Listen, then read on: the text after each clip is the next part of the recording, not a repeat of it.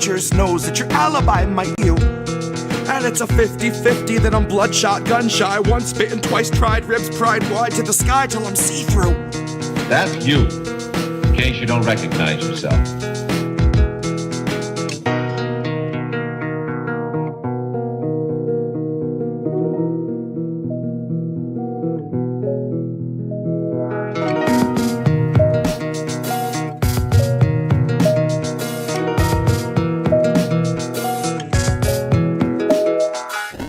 You don't think I see you struggling to breathe, but I do. I see you stumble in your everyday grief like I do. I try, but I do. I'm twice bitten too. My mind's split in two. My knuckles bright white from the 10 to the 2. And the song in my head is the theme for a fugue, a state of decay through the filter of corporate news, where they edit the grays and the blues. They whitewash the brown till they drown out the natural hues. And then it's just another fact to refuse, that the corporate ladders for hanging the company noose. Consider it one of your perks, after all it's communal in use. So you can come and hang till your legs go limp and they're shaking you loose. Now you watch 5 co-workers opt for the alternate exit, neatly suspended above where you wolf down your food. And your company gets its incentives embellished by harping on wellness, suggesting you'd best take time for your mental health after your 14 hours are through. Like we gave you a bottle to piss in and fixed up a noose on the crossbeam. Christ, what more can we do? So if you struggle to breathe any moment that you aren't asleep, then remember, most of Americans fear for their savings, fear for their shelter, fear for their babies. You aren't the fringe of exception, but rather a perfect example of capital's rule. And you're far less alone than the ruling class tells you is true. You're far less alone than the ruling class tells you is true.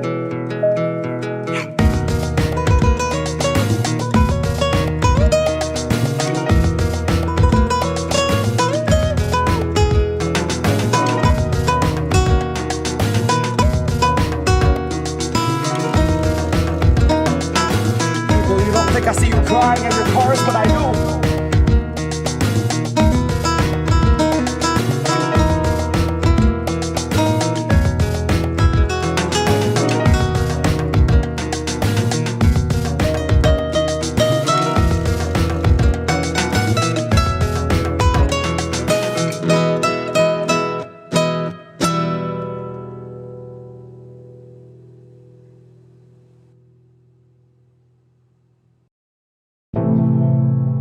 When you are not with where majority of Americans are, then, you know, that is extreme. That is an extreme way of thinking.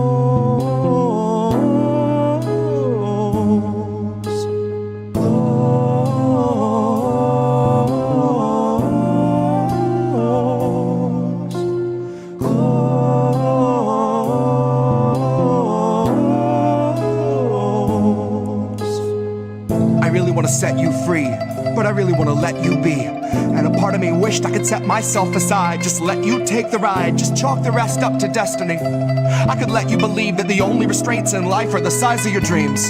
Let you believe each kid grows up with the world at their feet. When I know too well it's open season, I know they're taking stock and raising stocks and raising stock. And I'm simply not here to sit and watch as you learn the lesson all cogs are taught. Keep your head down and keep to task and just keep on blocking the rest of it all out. Just keep on with the rest of the herd of a million adjacent oblivious workers. The forest unseen for the trees, and the trees unseen for the fallout. No, what's more damning, baby, the truth or the ignorance? Fuck it, I honestly wonder if I see the answer so well. Baby, believe me, well, I know it's scary, I scare myself. If I could find a way out of my head, I would run like hell. I would ditch this body politic, mindless occupant somewhere far from the dismal abyss.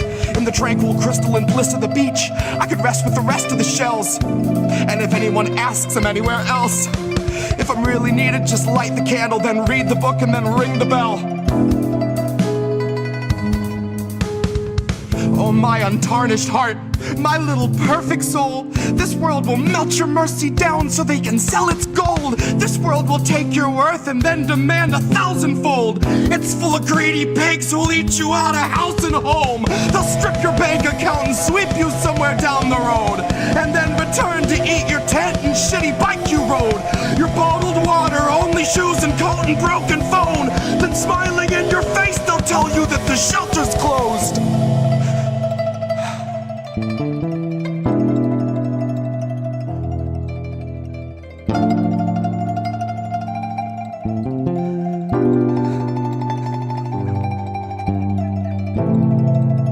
When you are not with where majority of Americans are, then, you know, that is extreme. That is an extreme way of thinking.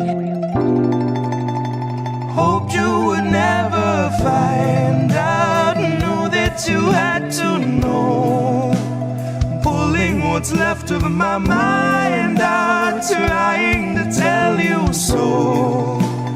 I tried to block the light out, knew you could feel its glow. Up and here holding my hands out, trying to keep you close. Trying to keep you close.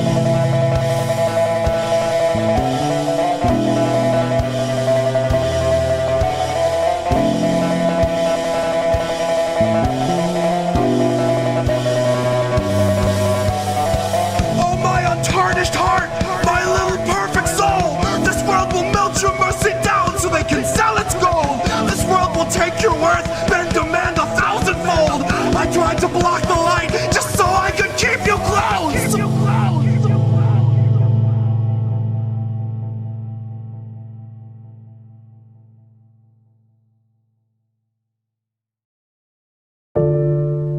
Maybe that's how it goes. We won't open our eyes, so we're the last ones to know. We're the last ones alive. Kept our enemies close. Wondered why we don't thrive while we're grasping at ghosts, counting backwards from 5. Counting backwards from 5. Counting backwards from 5. Count back from 5. The theater on fire, the cast on strike. The studio stock starts taking a dive. The contracts tossed and they're gone with the tide. And the heads and execs, their hands are tied. We can't pump this dreck and treat you right. But what do you expect from the industry type who survive by the leeching of bodies and minds? From those who original thoughts never seem to find. So they're gonna reboot ALF before your wages rise. And it gives cause to pause and reflect on the times. If they're losing control of their fools and their mimes, when all those obedient actors who grew their careers by averting their eyes are now holding the line, along with the authors of countless scripts that strengthen the hand of that corporate grip, squeezing our throats till we take the pen and we accept and consent to the corporate drip. Till you're all up to date on your pharma du jour, till you got a healthy support for the war on your lips. And now you know that the advertisers need more than a rerun summer full of flashback clips. Enter the scans from the year before, all the days of de-aging and mapping the face, and the hours of actors recording their voices are links in the chains that will bind them in place. Now all of those shows are so easy to make. When they got a drone they control that needs no break, it can bend, it can break, and it's cheaply replaced enough up-to-date films all in one take. And those studios bank on us doing our duty, unhinging our jaws and digesting the fakes. Cause they know that we'll love how synthetic it tastes. Watch as they edit your features without any trace. Not that there's anything you could do anyway. Now watch as they show you a movie you saying shit you would never say. Dystopia boldly accelerates. Maybe you're only a mold, something to fill with a clone, something that Elon would celebrate. Something they own, something they program and code, something that's woefully able to know it's exanimate. Cause it doesn't feel touch over top of the laminate. You will not feel an emotion, but they will not scan and examine it. You and the other consumer contaminants fed on the federal diet of Kiev, Havana, and Tiananmen. I can't be the only one weighing the pros of abandonment. I can't be the only one weighing the pros of abandonment. Where did you think we'd go? Love, there's nowhere to lie. Guess it's not who you know, more it's what you can hide. Like we're chained to the floor, they're streaming us live while we're watching the war, counting backwards from 5. Counting backwards from 5. Counting backwards from 5.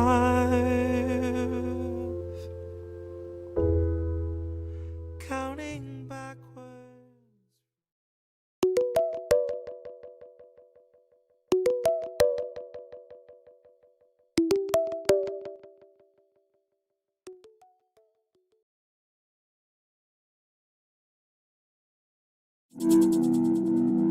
There's a difference between peace and liberation, is there not? You can have injustice and have peace. Isn't that correct? Have peace and be enslaved. Yes. So peace isn't the answer. No. Liberation is the answer.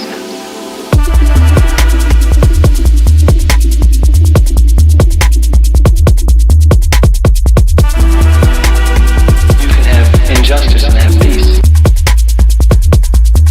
Liberation. Yes.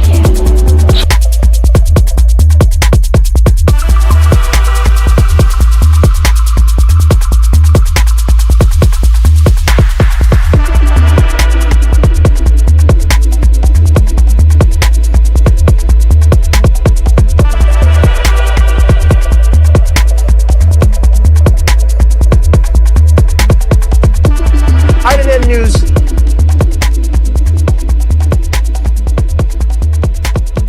is Wednesday, my dudes.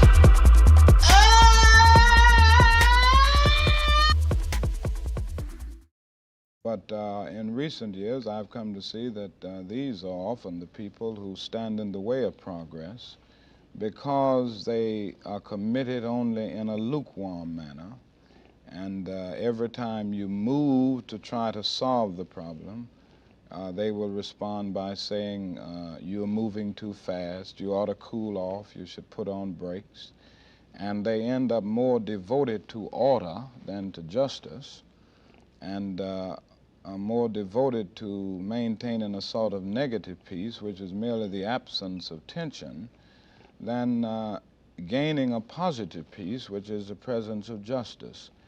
And they can always say to you that you should wait for a more convenient season.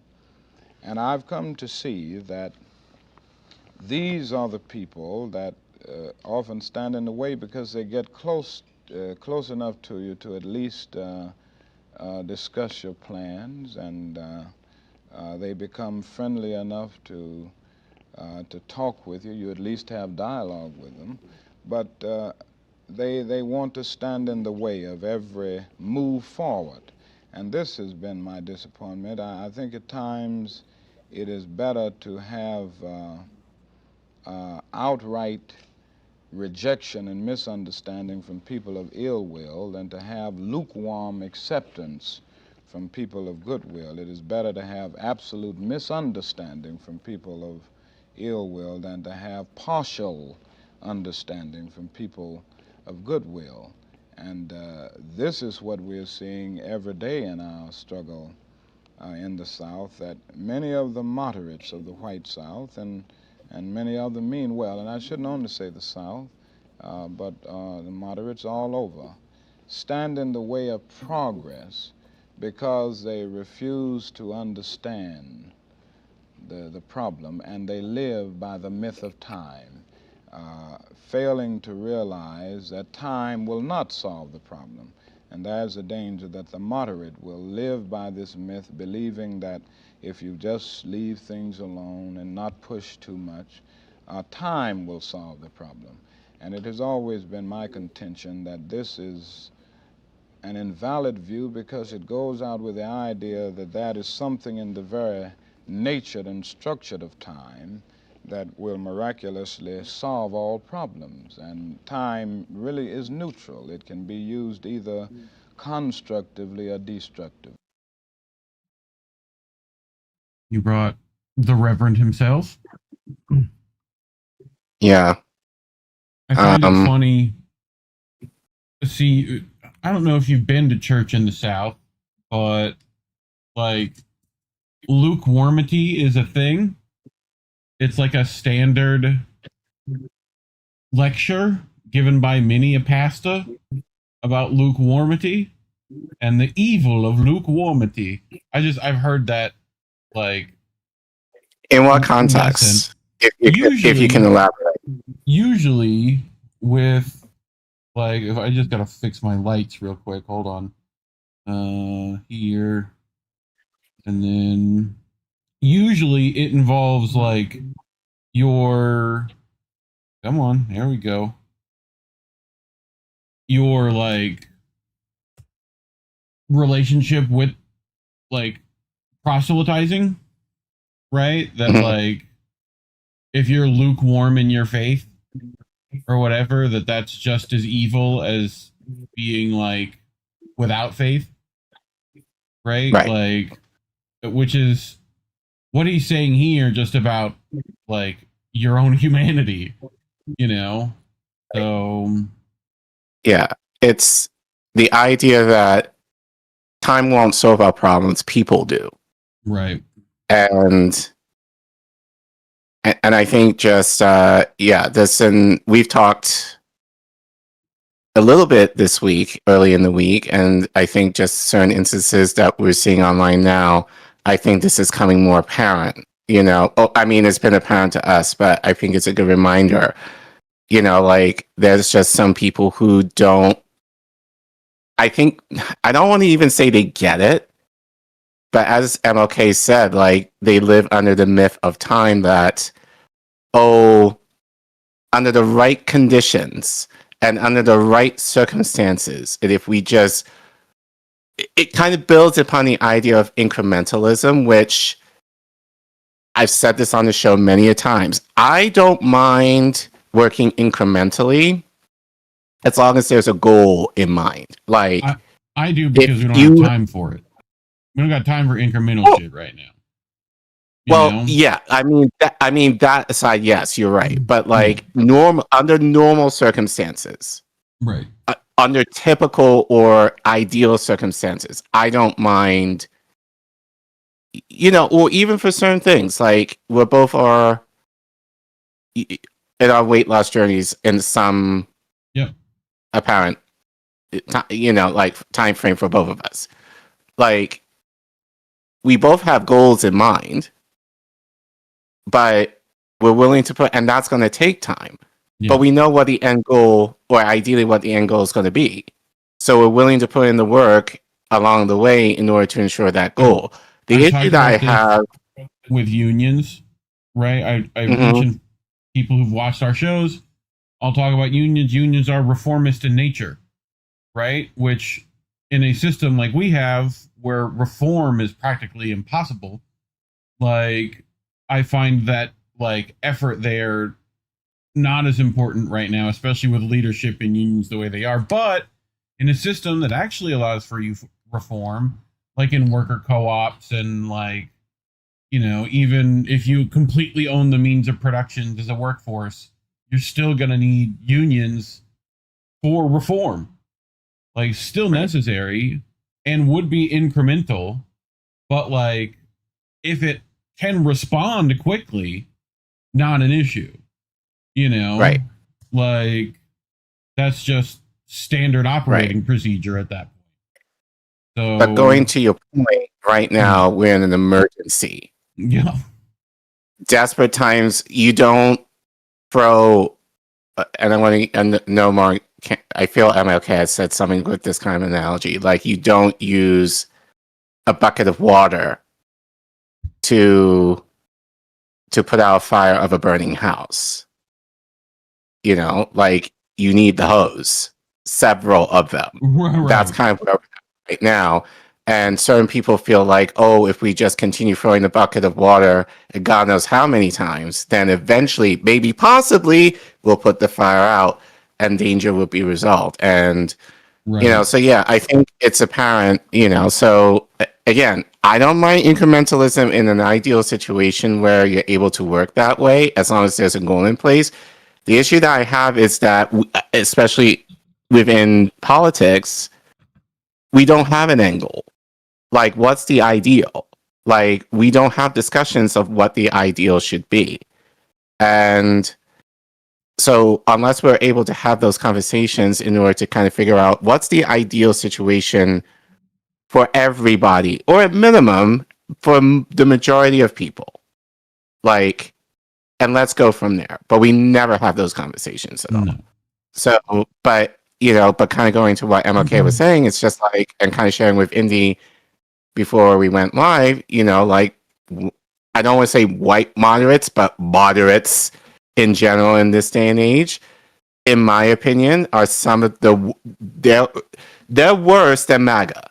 They're way worse than MAGA, because they can tell the truth in a way that is so almost like they twist the lie with the truth in a way that you kind of like, that kind of makes sense. And you kind of, it's easy for you to go along with it. So they're much more subtle in that gaslighting. You know, like, MAGA is just straight up obvious. They just straight up tell you, you know, like, fuck it, I don't give a fuck about you. Okay, thank you. Yeah. Like, liberals will kind of tell you kind of what you want to hear mixed in with the lie. So you have to, unless you don't catch it, it's very hard to kind of piece that together, that they actually are lying to you. They're just trying to win favor with you. Yep. So, I posted, not that anyone sees my Twitter. No one sees either of my Twitters. I don't know why I even tweet. Like, I just do occasionally just to see if anyone notices. None of you guys, some of you are out here on my Twitter. Look, it's right there at Reef Breland. You can find it. At Ogbona_Collin, you can find it.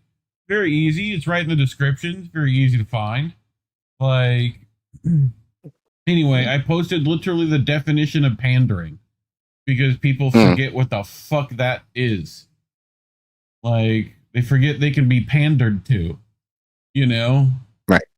It's like, which we'll see. I mean, it's just all propaganda, as it always has been, marketing and whatnot. So the Accord Lord never used Twitter. Probably a positive thing for you. If you've not used that, Sean, probably a good thing. So the suppression is unreal on that platform. Anyway, ridiculous orders, by the way. Like, between me and you and Indy, we're like the most suppressed. We have like like, each of us has like over thousands of followers. 0 people, 30 people will see our tweet. How does that work? Yeah. What? Anyway, we brought stories. But Welcome to Ryan in News, everyone. we went kind of a little bit of a tangent, but that's okay. Whatever. This is episode 198, 2 away from 200 episodes. Wow.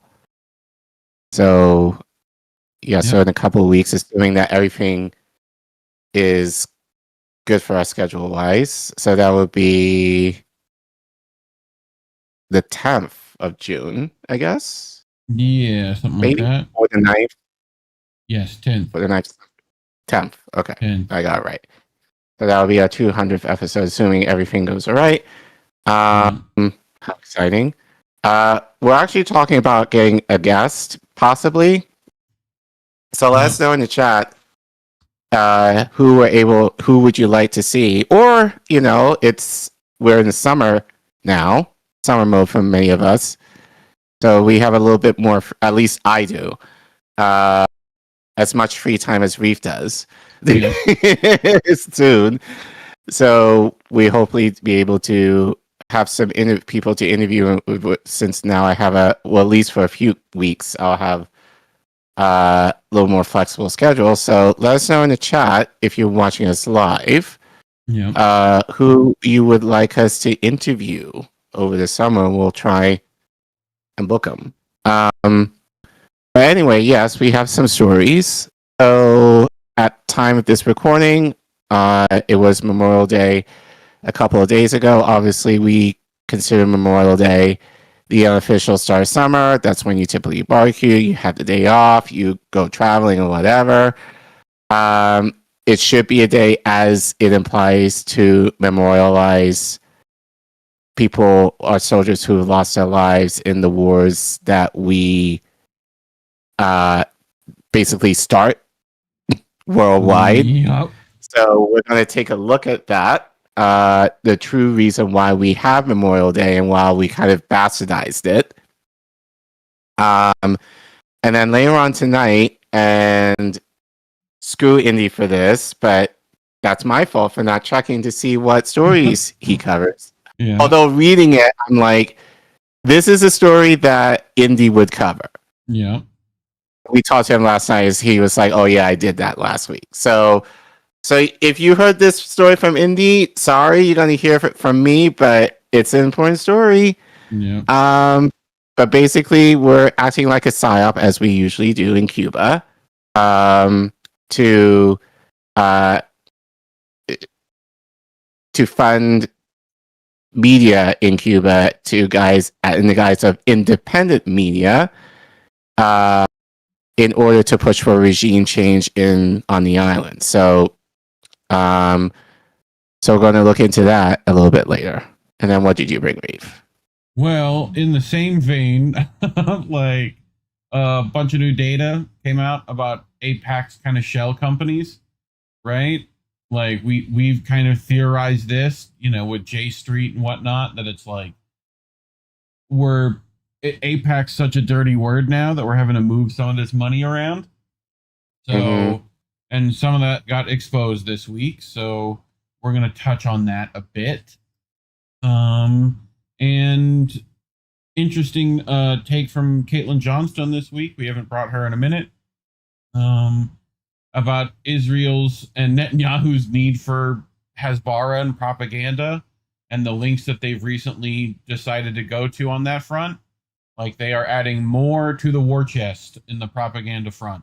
So keep an eye out for that. I'm sure you're dealing with enough Zionist bots on Twitter already, but expect more of that to come. Yeah, I block real quick. I am not afraid to use that button. So, but yep, that's going to be coming, and be coming in all forms, I'm sure.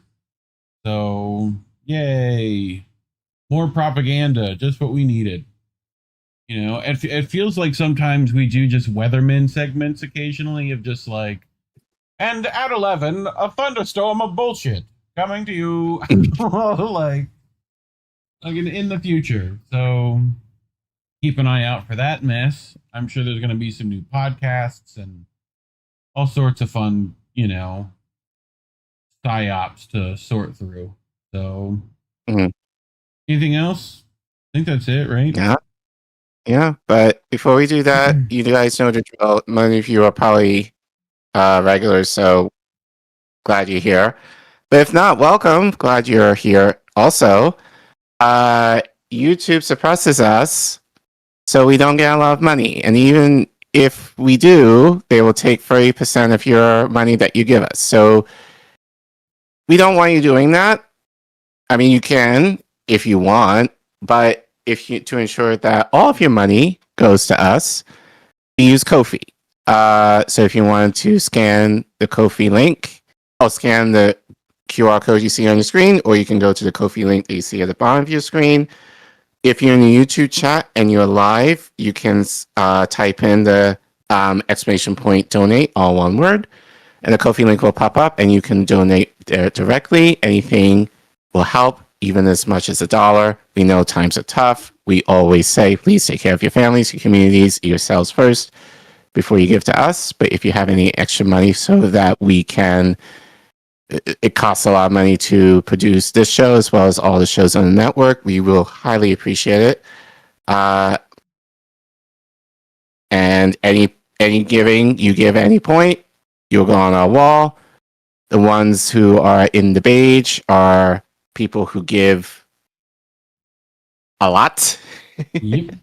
And we appreciate you guys for that. So as our thank you, your name will be included in the closing credits of our show.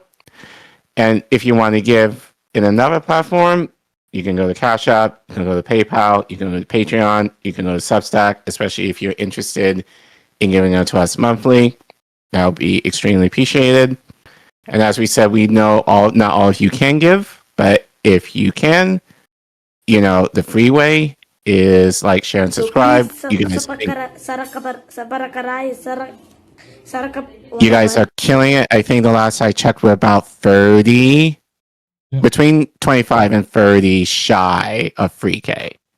So we're probably on track to get there within the next week or so.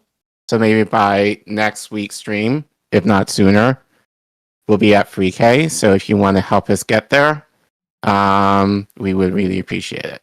And we love you. And we thank you. Just do it! Shia LaBeouf telling you what to do. All right, let's get to our first one. All right, so as I said earlier, at the time of this recording, Monday, 2 days ago, was Memorial Day. So for many of us, that is the unofficial start of summer. I mean, barbecues, the beach. Many of us have the day off or the long weekend, travel, all the things. But more often than not, most people, I would argue, in this country don't spend the holiday in the way that we should, which is to give homage to the soldiers who have died in our many careless wars in history.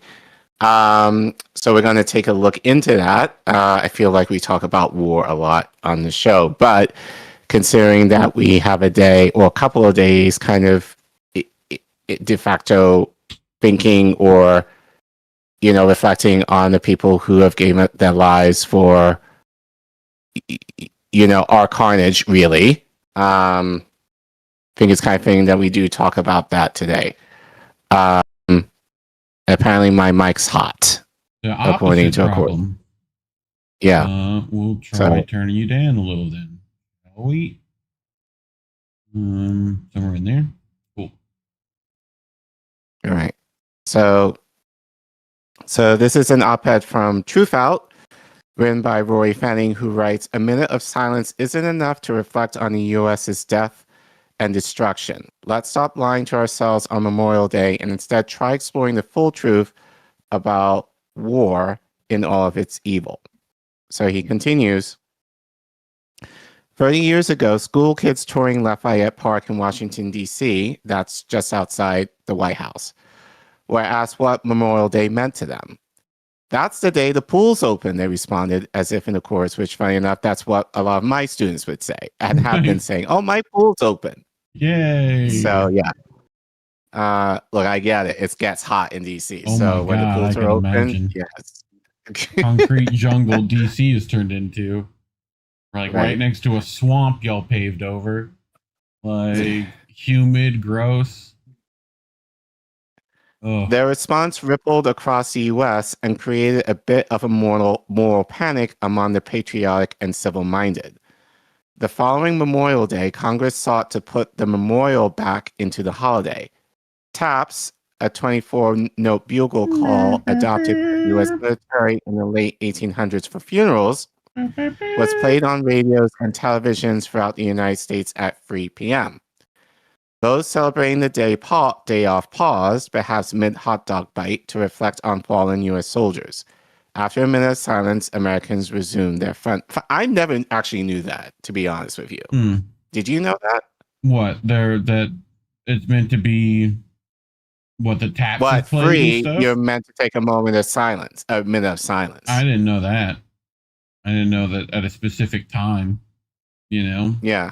So, Oh, even just that. Didn't even know that's I mean, I've had to literally do Memorial Day services going to go play taps, but you know, like I've not done that. I've not done the minute of silence bit, you know? Right. So but I think it's kind of fitting that even that we don't do anymore. Yeah. So more or less people forgotten that this was a thing. But again, it's in light of people thinking, oh, summer. You know, so basically being like kind of propagandizing you, like, think of the soldiers, you know. Right. But I digress. What does it mean to reflect on the soldiers who died while fighting in the U.S. wars? Is such a thing possible? If it is, maybe we should start with the raw numbers. All right, so there's going to be a lot of numbers here, so bear with me. About 25,000 U.S. soldiers died in the War for Independence. Roughly 5,600 soldiers died or were wounded as state ethnically cleansed indigenous tribes between 1785 and 1898. Approximately 20,000 died in the War of 1812, mostly of disease. 625,000 died on both sides of the Civil War. 2,446 died in the Spanish-American War. 4,200 U.S. soldiers died annexing the Philippines. 95 died in the Boxer Rebellion, 22 died, and 70 were wounded in the Mexican Revolution. At least 86 died in the occupation of Haiti from 1915 to 1934. Nearly 117,000 were killed in both World War I. 424 U.S. troops died fighting in the Bolsheviks in Russia from 1918 to 1920. 15,000 U.S. service members lost their lives in the Mexican-American War.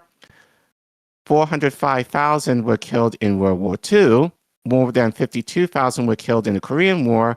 More than 58,000 were killed while committing what some called a genocide in Vietnam. Yep.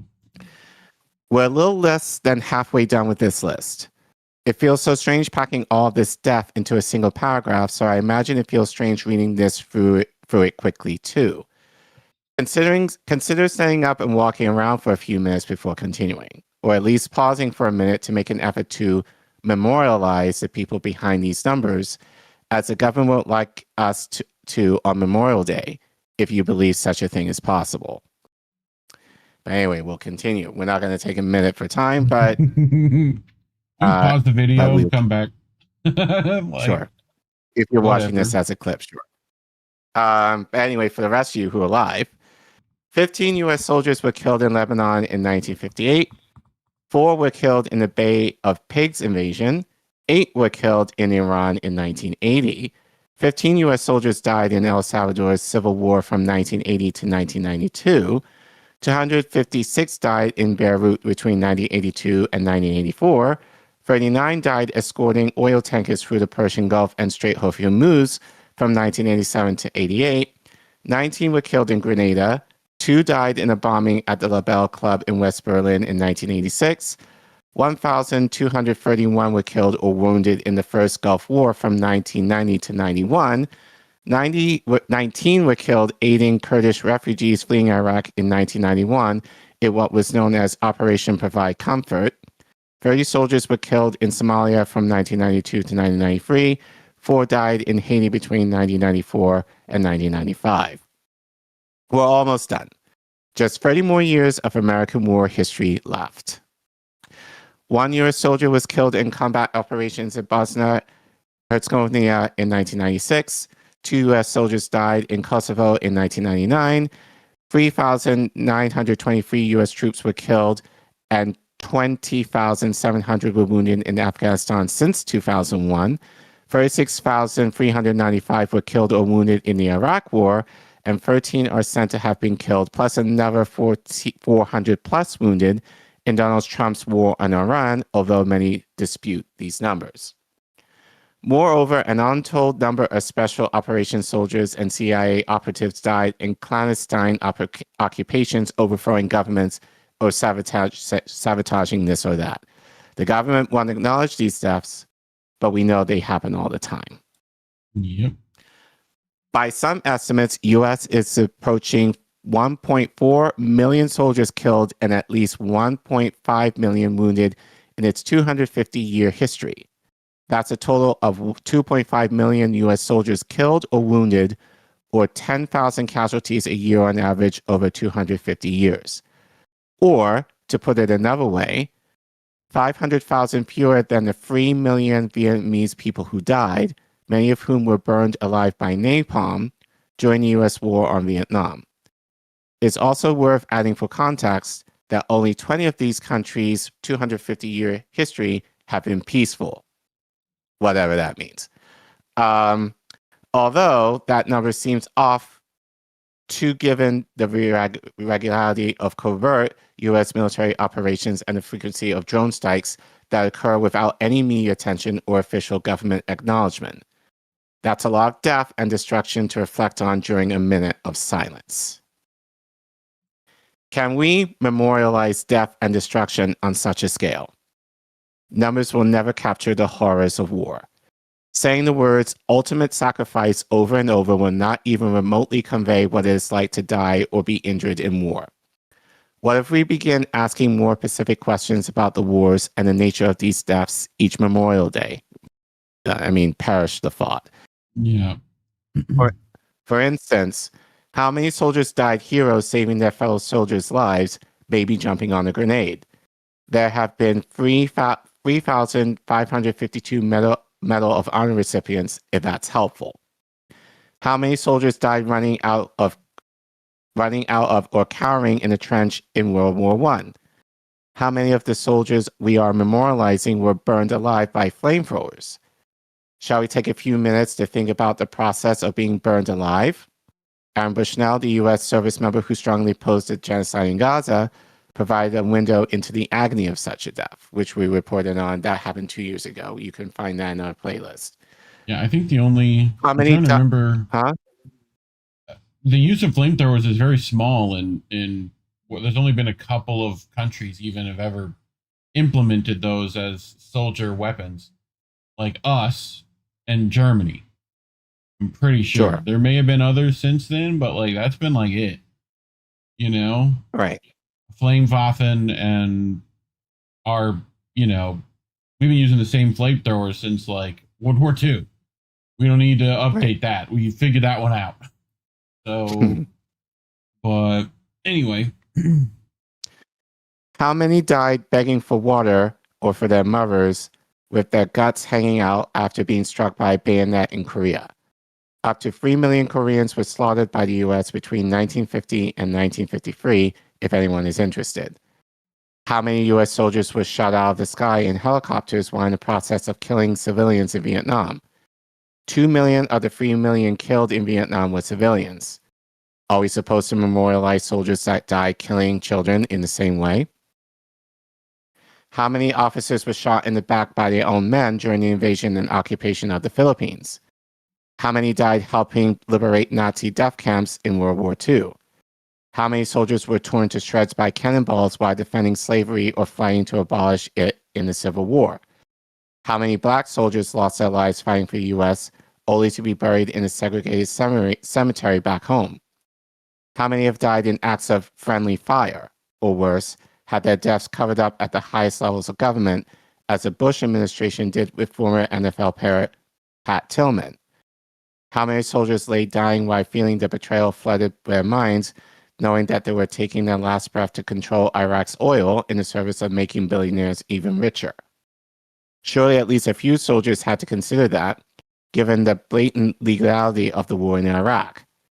How many soldiers died looking up in the sky in Grenada, Haiti, the Dominican Republic, or El Salvador, knowing they were meddling in the affairs of countries they had no business being in? Consider Thomas Young's death, which came a decade after he was shot and paralyzed in Iraq in April 2004. Does the military update official records when someone succumbs to their injuries years later? And does the U.S. count deaths by suicide years after the given war ends in its official military death toll records? Why aren't soldiers who died of suicide after returning from Vietnam etched in the Vietnam Memorial Wall? Should we memorialize U.S. service members who participate in the genocide? What about the drone operators in Las Vegas who end up killing themselves because their jobs involved eliminating civilians and soldiers alike on a mass scale in places like Yemen and Pakistan? Are drone operators soldiers too? Either way, when they die of suicide, they are casualties of war. How many people across the country make space in their Memorial Day moment of silence to think about these questions? Or if they do at all. There's clearly much to reflect on and memorialize, certainly way more than a minute of silence can bear. If these reflections hold any value, they depend on us being honest about the full implications of the US's imperialistic wars. Otherwise, these reflections, regardless of the intention, can be perceived as an insult to the memory of those who died. Memorial Day 2026 will help mark the 250th birthday of the United States. The government-sponsored reflections on the death of all who lost their lives will carry a heightened sense of solemnity.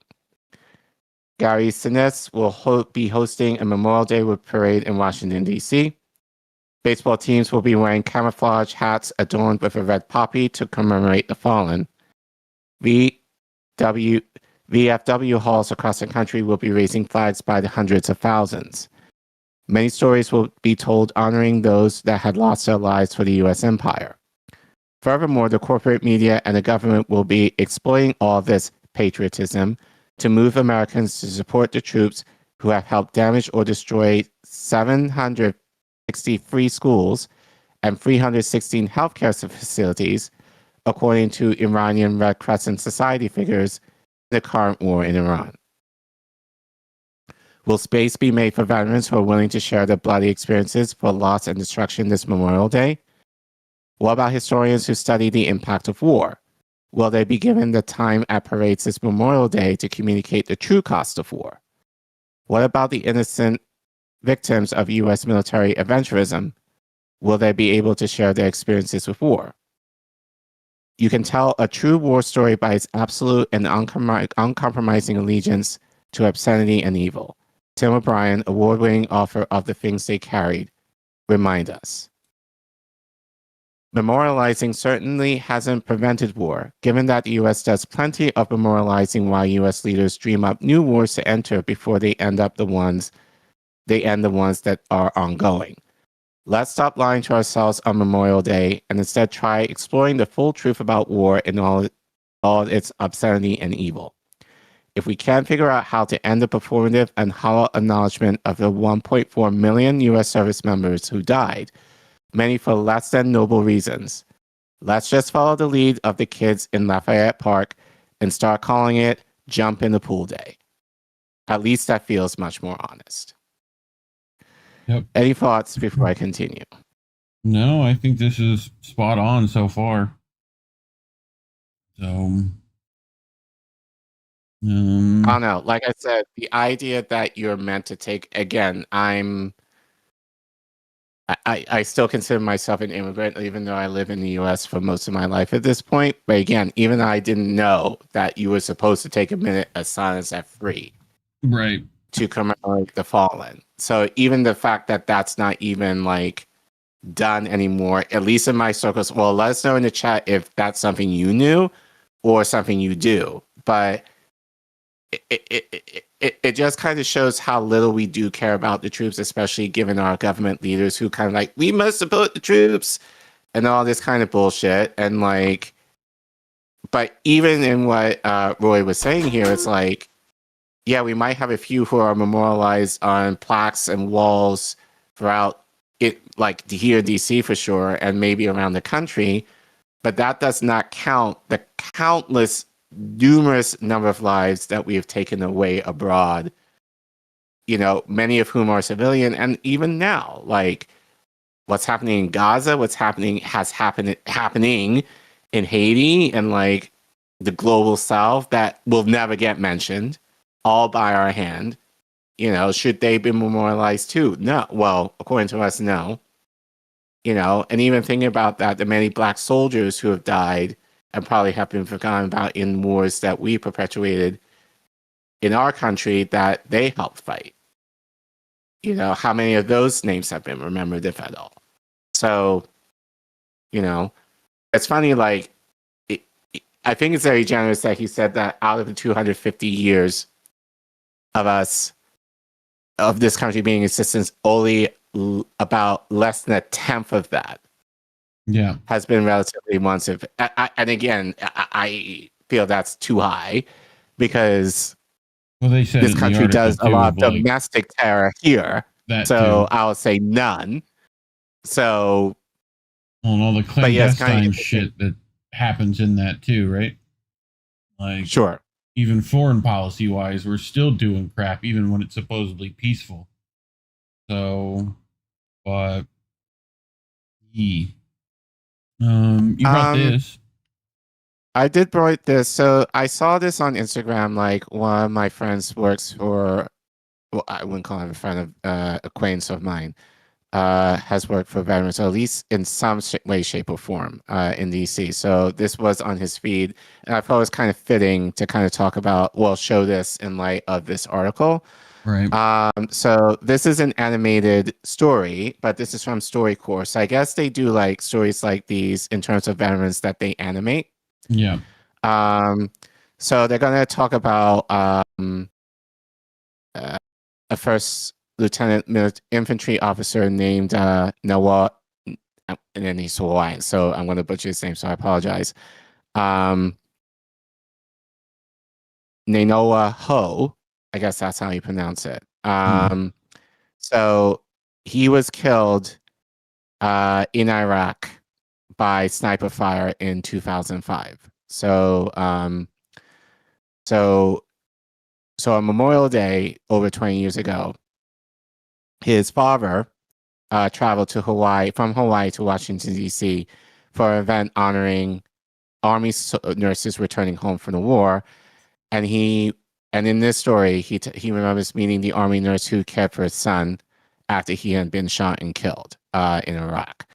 So that's that story. So I just wanted to play it just to kind of humanize these stories a little bit, at least having one person that has a name but can get to know a little bit. So let's play it and then we can continue.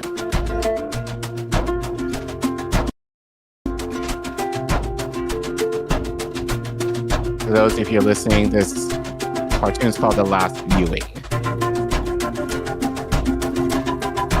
Alan Ho was a combat medic in the Vietnam War, continuing that legacy of service. Both his sons joined the military. In January 2005, Alan's oldest son, First Lieutenant Nawoa K. Ho, was killed in action in Iraq. Later that year, Alan visited Washington for Memorial Day ceremonies at Vietnam's Women's Memorial. There, he met Paula Collin, and an Army nurse just... I thought it would be great to welcome these young trauma nurses with some special Hawaiian lei. And I saw this Army nurse come walking up the path. And I said, here, this is a special gift from me to you. And she put her head down so I could put the lei over her shoulder. She noticed the button that I was wearing on my chest. Then she just put her finger on it. And she said, I know him. I said, how do you know him? He was my son. And she said, I was a trauma nurse at the crash unit where he died. And she said, I will never forget that face. Both of us kind of looked at each other and we started crying, and I gave her a big hug. but I could sense that something was bothering her. And I thought she may have sensed that my family might have been disappointed at the fact that our son, his life could not have been saved. And I said, I want you to know that my son was a warrior. He absolutely recognized all of the risks that were involved. She cried and she said that as the head trauma nurse, one of her tasks was to prepare his body for his men to have a last viewing. And she said that she tried to close his eyes, but as she went to press his lids together, they always would come open just a little bit. And she said that had bothered her all this time. And I looked at her and I laughed. And she kind of gave me this puzzled look. And she was like, I'm curious now, why are you laughing? And I said, my son would sleep with his eyes partially open. His men, when they were in combat, they were never certain what they could do when the lieutenant was sleeping, because they never knew if he was sleeping or he was just awake watching what they were doing. And I said, the simple fact that you shared that story with me totally convinces me now that you were with my son at the end.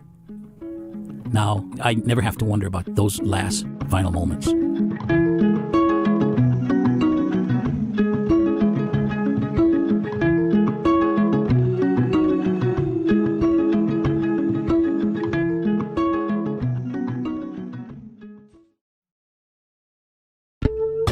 So shout out to StoryCorps. If you want to watch it or share it, I linked the video in the description. But yeah, I thought it was a short story, but just kind of humanizing the aftermath of war, and the trauma kind of associated with that. At least here, there was somewhat of a bittersweet ending to it, but but at least in this case, the father had, some comfort knowing that his son died in good hands with this nurse. Shout out to Paula, if she's still alive. And shout out to all our Army nurses who work on the field. But not every family has that, solace, So, and, there are plenty of family members who may never get that opportunity to have someone say, I care for your son, I care for your daughter, I care for your uncle or aunt or your mother or father, in their last moments. Like many people never get that. So I think, obviously,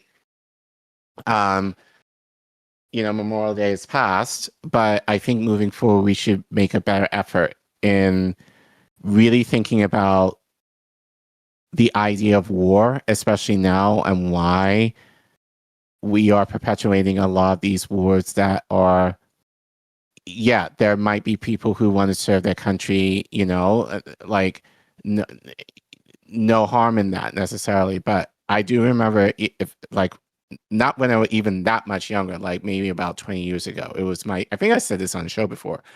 It wasn't even my parents who told me do not ever go into the army or anything like that. It was my older siblings, who were like, do not go fight in no white man's war. These are my brothers and sisters, and I've had one of my nephews end up in the military, which made one of my older sisters like really upset, at first, but, he's done well for himself given that. So fine. But, but again, it's just the idea of like,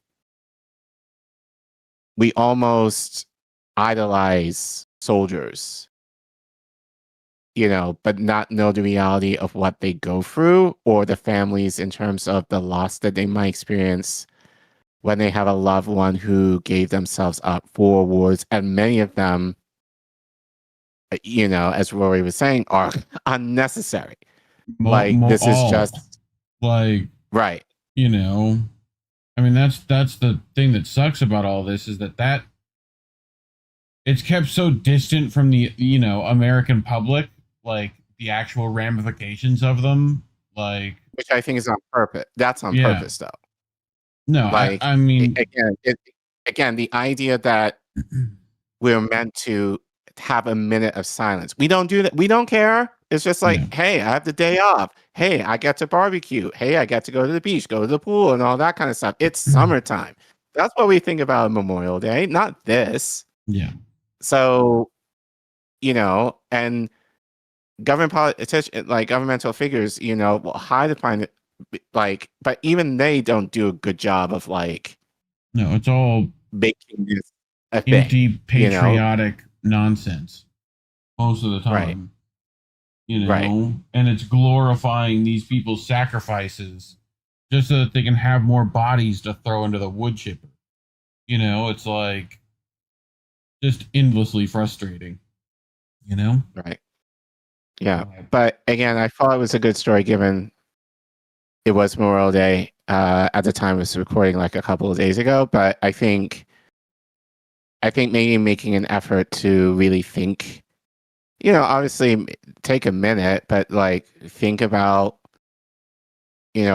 like just the cost of war in terms of these people who we may never know their names, giving up their lives, I argue unnecessarily, to expand the empire, So, and again, just the idea of like, also like, especially for our veterans who have been traumatized, think about how we can care for them, in those moments, in giving up their lives unnecessarily, whether physically or psychologically for these wars that they get no benefit from generally. It's the billionaires that do, and our government leaders that do, and it's not the people who actually fight that do. So I think really being mindful of that moving forward and just really giving the holiday the respect it deserves, and then like caring for those people in whatever way that we can, I think is important. Yep.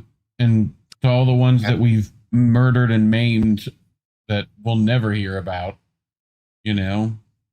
So, ugh.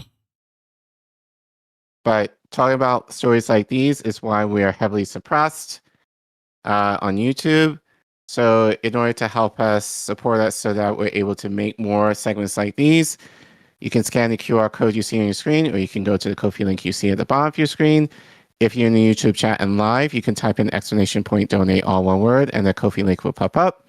And you can give as little as much as you want. Anything helps, even as low as $1. We really will appreciate it. We also understand that people are not able to give financially, and that's okay. If you still want to support us, the best way you can do that is like and subscribe to our content, which you guys have been killing it. And don't forget to leave a comment. Apparently that helps in boosting our numbers. And let us know what you think. Were you aware that you were supposed to take a moment of silence at 3 p.m. on Memorial Day to commemorate the soldiers? And how best, in your opinion, do you think we are able to honor our fallen in this country for all these unnecessary wars that we perpetuate in the world since the birth of even before? We did a segment on that not so long ago. But let us know in the comments what you think, and help us get to 3K. We'll check the numbers, but we're between 25 and 30 away from hitting that. So hopefully within the next week, we'll be there. Thanks for watching. I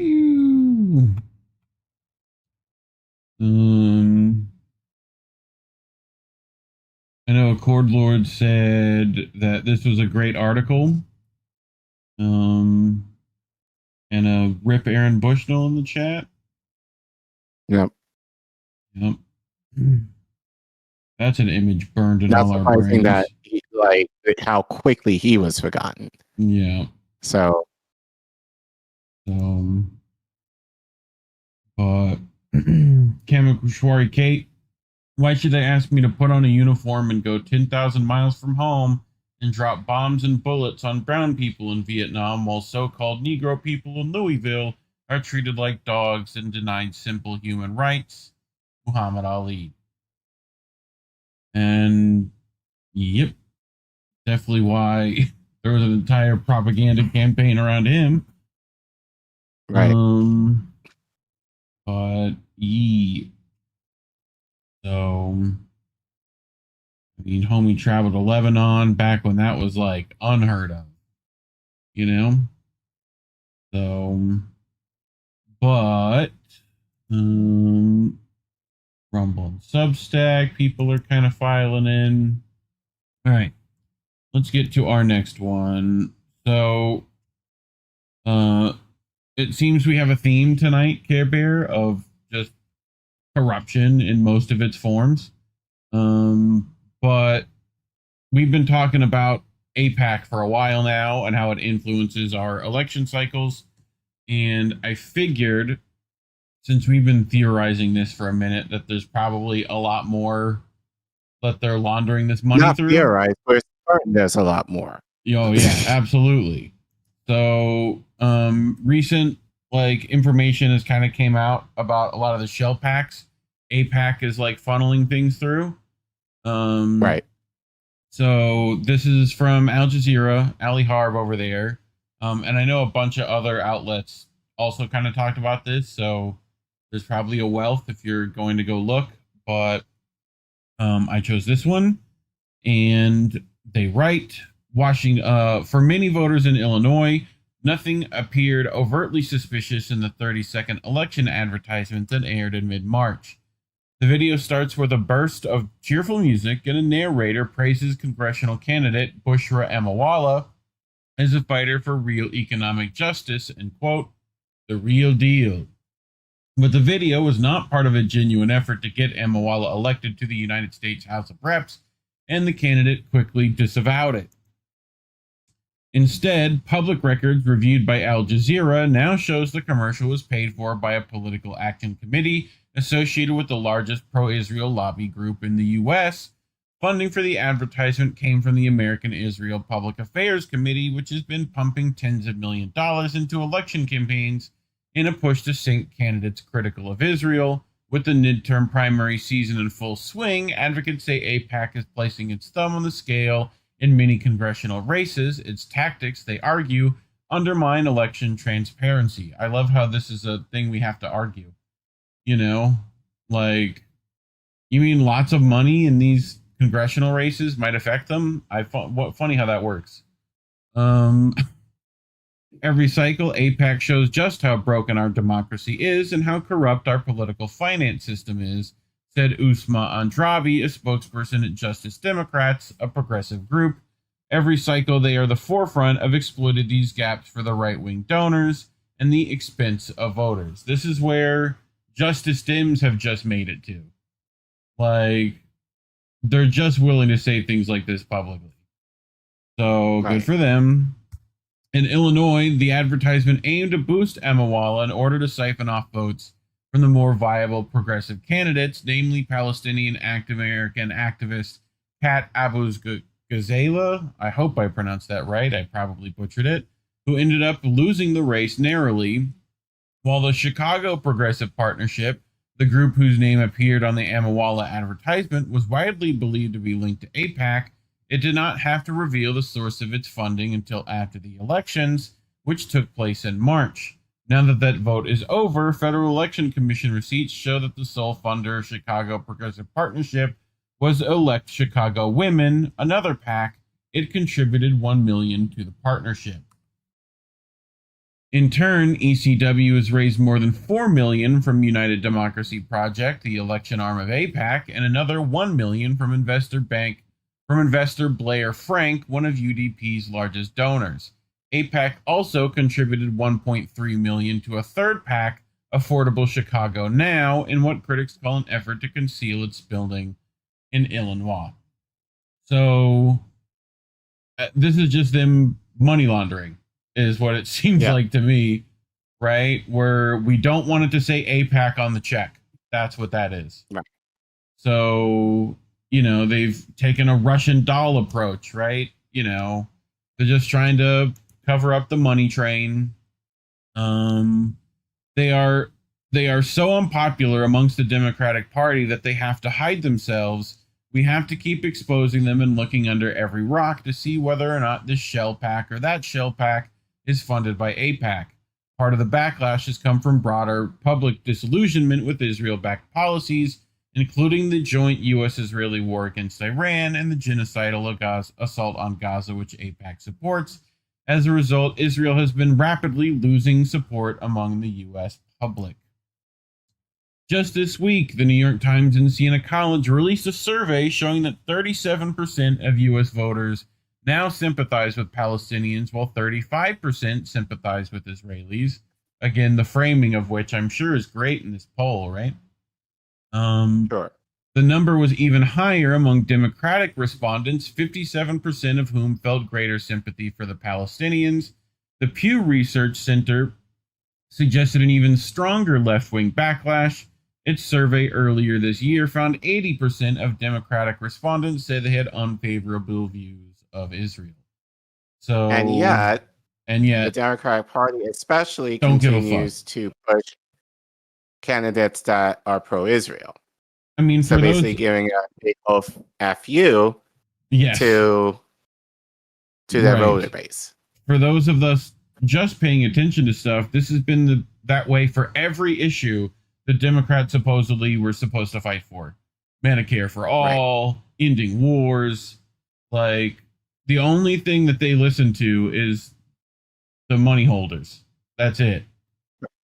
Like, They're statistically, pimps. Pretty much. They're pimps. Yep. No, I look, lobbies are just political pimps. Yep.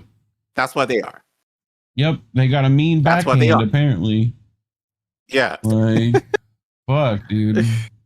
Bitch better have my money, I think is how it was prophesied. So for many voters, AIPAC has come to symbolize the oversized influence of campaign spending in U.S. politics, turning the group into a pariah, especially among Democrats. And this is all the shit that's out in the open, too, by the way. Right? Mm-hmm. Like, let alone all the little backhand deals that we don't hear about. So, you know, that take place on islands that were owned by particular people. Those deals, totally different, right? Some politicians who previously received support from the group are now disavowing it. Omar Shakir, the executive... Sure, you were saying? Well, I was saying... This is why... And watch this. Like, yeah. Because, and I know I've said this, and I know Reef has said this. When people interview these people, more often than not, they say, do you take AIPAC money? Now, a lot of these politicians are savvy to that now, especially since, as the article states, they're now pariahs. So it's easy for them to say no. Right. When, as you know, AIPAC can still send money through a shell PAC. So they can say, no, I don't take money from AIPAC. I take money from insert PAC here, which is still affiliated with AIPAC. Well, so really the question that people should be asking is, right, what have they done? The question that people should be asking is, are you taking money from the Israeli lobby? Which covers it all. That's where you trip them up. AIPAC, they know that they know you have to say no. But see, but that doesn't mean they're not taking money from the Israeli lobby regardless. They probably think the Israel lobby is AIPAC, so they probably just answer the question stupid anyway. Like, you know, people are like, no, I don't take money from AIPAC. You know, right? But it's like, but AIPAC gets 95% of the focus, right? And not anyone like J Street, which we talked about, and given a certain interview that was given, I think it was today. I'm sure they're gonna, you know, we can watch that clip that we did on J Street. I'm sure that'll probably get a second awakening, probably. But even then, I remember we've mentioned this. Like, AIPAC is no joke, and they are well prepared to like have the shell company or PACS in line to ensure that corruption is being hidden, and that way politicians don't have to say, you know, that they accept AIPAC money. Because in a way, technically, if you want to be that technical, they're not. So, but it's still the idea of PACS having more influence than the people do. Yep. So even in that, you know, it's just shitty.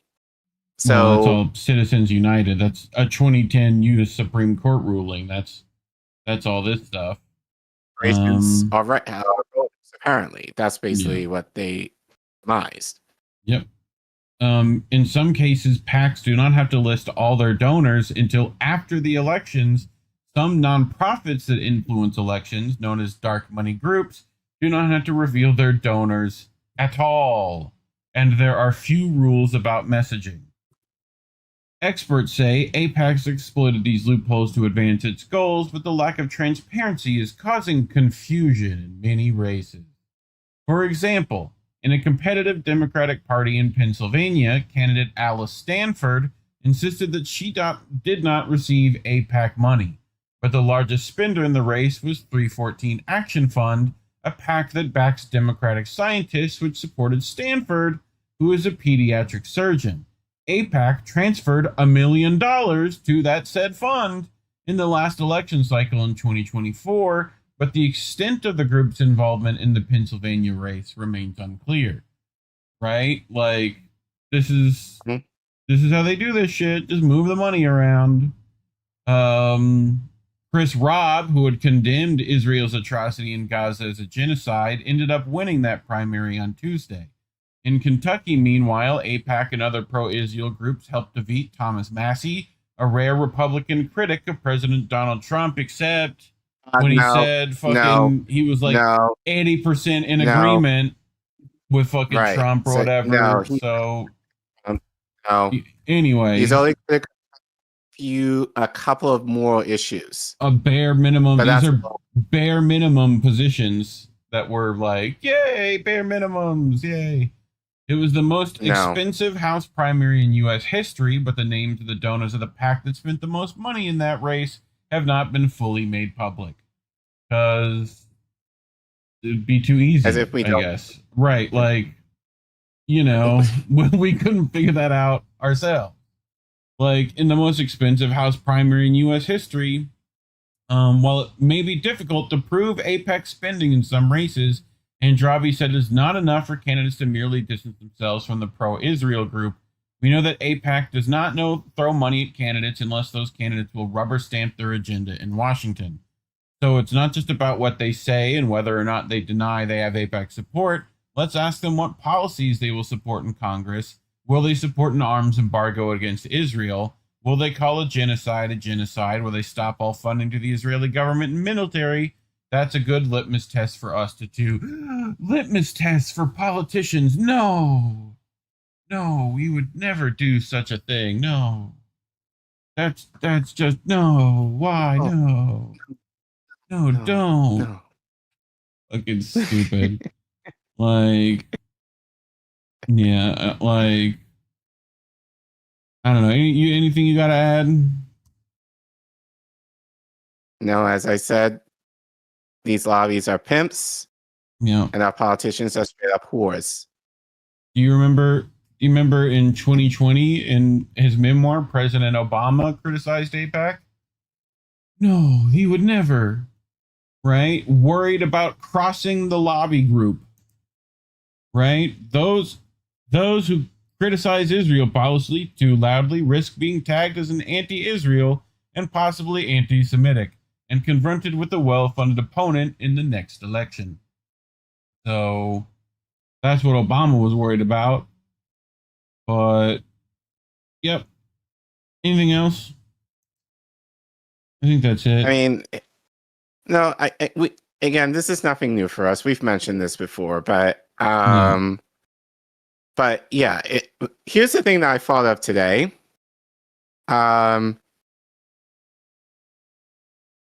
This would never happen if it was like a Muslim lobby trying to buy off politicians in order to support. You can fill in the blank with whatever. This, or let's make it even worse, China.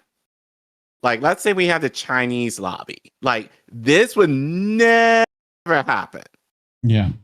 Like, against... Oh, that'll be the CCP. They'd fucking yell every 5 minutes about it. But yet Israel is the only exception to the rule in this. So, you know, and again, it's because, go ahead. Well, this is a big thing that I should definitely talk about as part of this. But have you heard of the Dawn, the rights group? So they released a report that relied on LinkedIn disclosures. Right, and they're just tracking anyone who had a job at AIPAC, right? Dawn's analysis shows that 66 former AIPAC staffers currently work in the U.S. government. Of course. So, like, that's less about the election stuff. The election stuff doesn't really matter to me. It's this shit. These people are actively in our, like, it's been a revolving door from lobbyists to fucking, actual staff. So they don't even gotta have you rubber stamp it. If they fucking have the rubber stamp, like, they're the ones with that shit. So, like, nearly 24 current AIPAC'S staffers previously worked in U.S. government bodies. So this has now become a giant revolving door in and of itself. So, yay. Like, AIPAC should publish at minimum a current leadership page on its official website. The fact that they don't do that is crazy. Like, any other organization, it'd be like the first page you got to. Here are our leaders. They'd be in their nice little fancy schmancy suits. Yeah, no, it makes sense. They don't want the trouble. Yeah. They don't want the issue of being doxxed or whatever. So. Yep. Makes sense to me.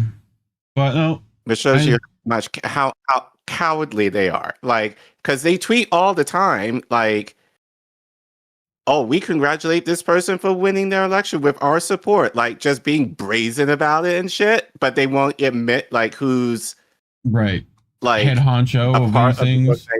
Like, if you're that big and bold, like, you should let us know who you are. If you're that, if you're that bold. Right. But it's crazy. But talking about these things is why YouTube has shadow banned us to hell. They also felt like they should still take 30% of our money. And if you think that's stupid, you can get around that by going to ko-fi.com/Indie News Network or scan that QR code on your screen, and you can donate to us without them thieving your monies. And if you don't want to do that, like and subscribe. You should already know how to support people by now. Hit the share button.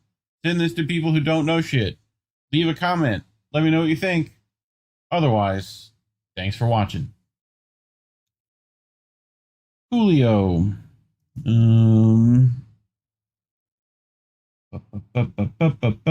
End all lobbying, end all AIPAC'S as a court lord. I agree. And he did catch my Rihanna reference. She's in a bunch of mess anyway right now, isn't she? Again? Didn't she say some dumb shit again? Like fucking Riri. Not sticking up for her people that she came from. Something like that. I don't know. Wouldn't surprise me though, to be honest with you. Like, they're all like that. Oh God. Golden Monarch, been listening, and AI BB is still widely as unpopular as BBBB. Sure. Who they will blame it all on. And when they die, everyone will go back to forgetting about shit.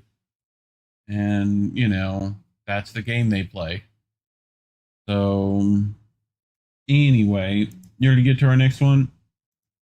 Yeah. Ready. Ooh. So, in full transparency, I didn't know that Indy reported on this on his show last week.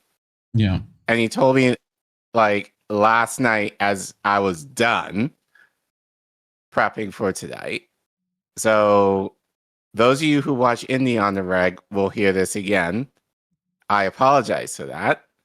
And I'm sure Indy will give a better commentary on this than I would. So, that being said, do not watch his. Watch ours instead. The numbers show where neither of our stuff's being watched, so it doesn't matter. We're both all the same. All the same. Do not watch Indies until you watch ours. Yeah. And then let us know which commentary is better. Yeah. Let us know. But either way, I think it's good because the story is important because Cuba has been getting a lot of press lately, but not for the right reasons. Right. So I felt this was important to kind of share, even if it's a story that's shared among two shows on the network. But this was written by a friend to the network, Alan McLeod, who writes, revealed USAID, NED, and Open Society quietly bankroll Cuba's independent media in push for regime change. What do you mean by that, Colin? For those who are asking in the chat. So Alan is going to tell you. Amid escalating U.S. aggression towards the Cuban island through a maximum pressure campaign and the threat of military intervention, the United States government has been covertly funding a huge network of Cuban media outlets that claim to be independent in a push for regime change against the independent socialist government. These outlets present themselves as unbiased investigative journalism, but are quietly being financed by Washington through USAID, the National Endowment for Democracy, or NED, and the Open Society Foundation in order to sow discontent across the Caribbean nation, softening up for a potential imminent invasion by the Trump administration. Sounds familiar. Yep. In more ways than one. Cuba faces some of its worst energy blackouts in its history thanks to U.S. blockade, which is attempting to strangle the island into submission. As a communist state defying U.S. orders, Cuba has, since 1959, been in the crosshairs of Washington, who are attempting to overthrow the government. MidPress sheds light on this shady regime change nexus. CubaNet is one of the most influential and well-established news outlets covering affairs on the Caribbean island. Founded by anti-government activists in 1994, the site has become the go-to source of information for corporate media, who regularly cite it and present it as an objective and unbiased and independent media, i.e. like the Washington Post, Wall Street Journal, Fox News, and Los Angeles Times. CubaNet reporters have written op-eds in major U.S. newspapers such as USA Today, calling for an immediate change in government on the island. But CubaNet is not as independent as it seems. The outlet is bankrolled by the U.S. national security state. CubaNet has received millions of dollars in funding from USAID and the National Endowment for Democracy, as well as Open Society Foundation. One currently active 500,000 USAID grant, for instance, was awarded to CubaNet to engage on-island young Cubans through objective and uncensored multimedia journalism.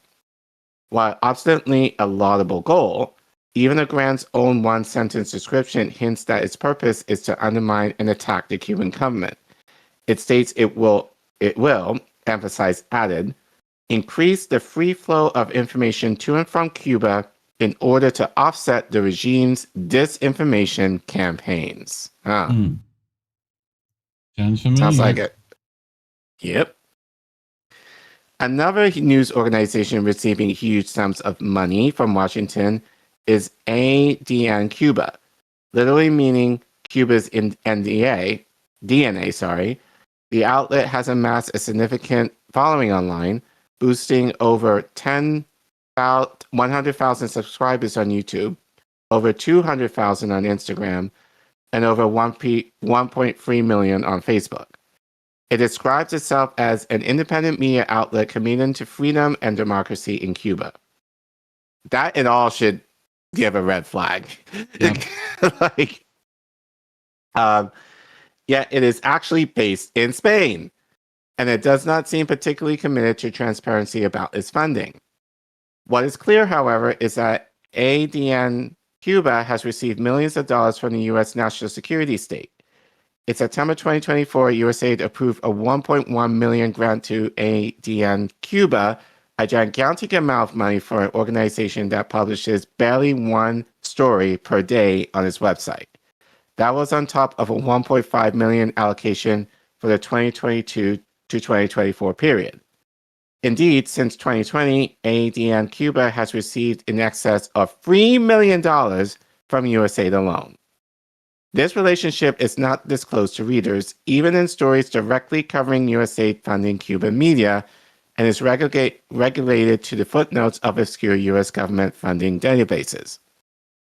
Diario de Cuba is another Spanish-based news outlet that publishes a wide variety of stories, all with one thing in common: a deep aversion to the Cuban government. The BBC describes it and CubaNet as key sources for impartial news, run by journalists who report without censorship and to paint a broader picture on the country's reality. And just like CubaNet, Diario de Cuba has received seven-figure funding from Washington. Between 2016 and 2020, Diario de Cuba received $1.3 million in USAID cash, almost as much as CubaNet over the same period. This generous funding has allowed it to reach a global audience with over 600,000 followers on Facebook alone. The CIA used to directly and secretly sponsor hundreds of media outlets across the world. However, after a series of scandals and more information about its nefarious activities came to public attention, Washington decided to outsource many of its most controversial foreign operations to organizations such as the National Endowment for Democracy and the U.S. Agency for International Development. It would be terrible for democratic groups around the world to be seen as subsidized by the CIA. Carl Gershom, the NED's longtime president, said, explaining the 1983 decision to create his organization. NED co-founder Alan Weinstein agreed. A lot of what we do today was done covertly 25 years ago by the CIA, he told the Washington Post.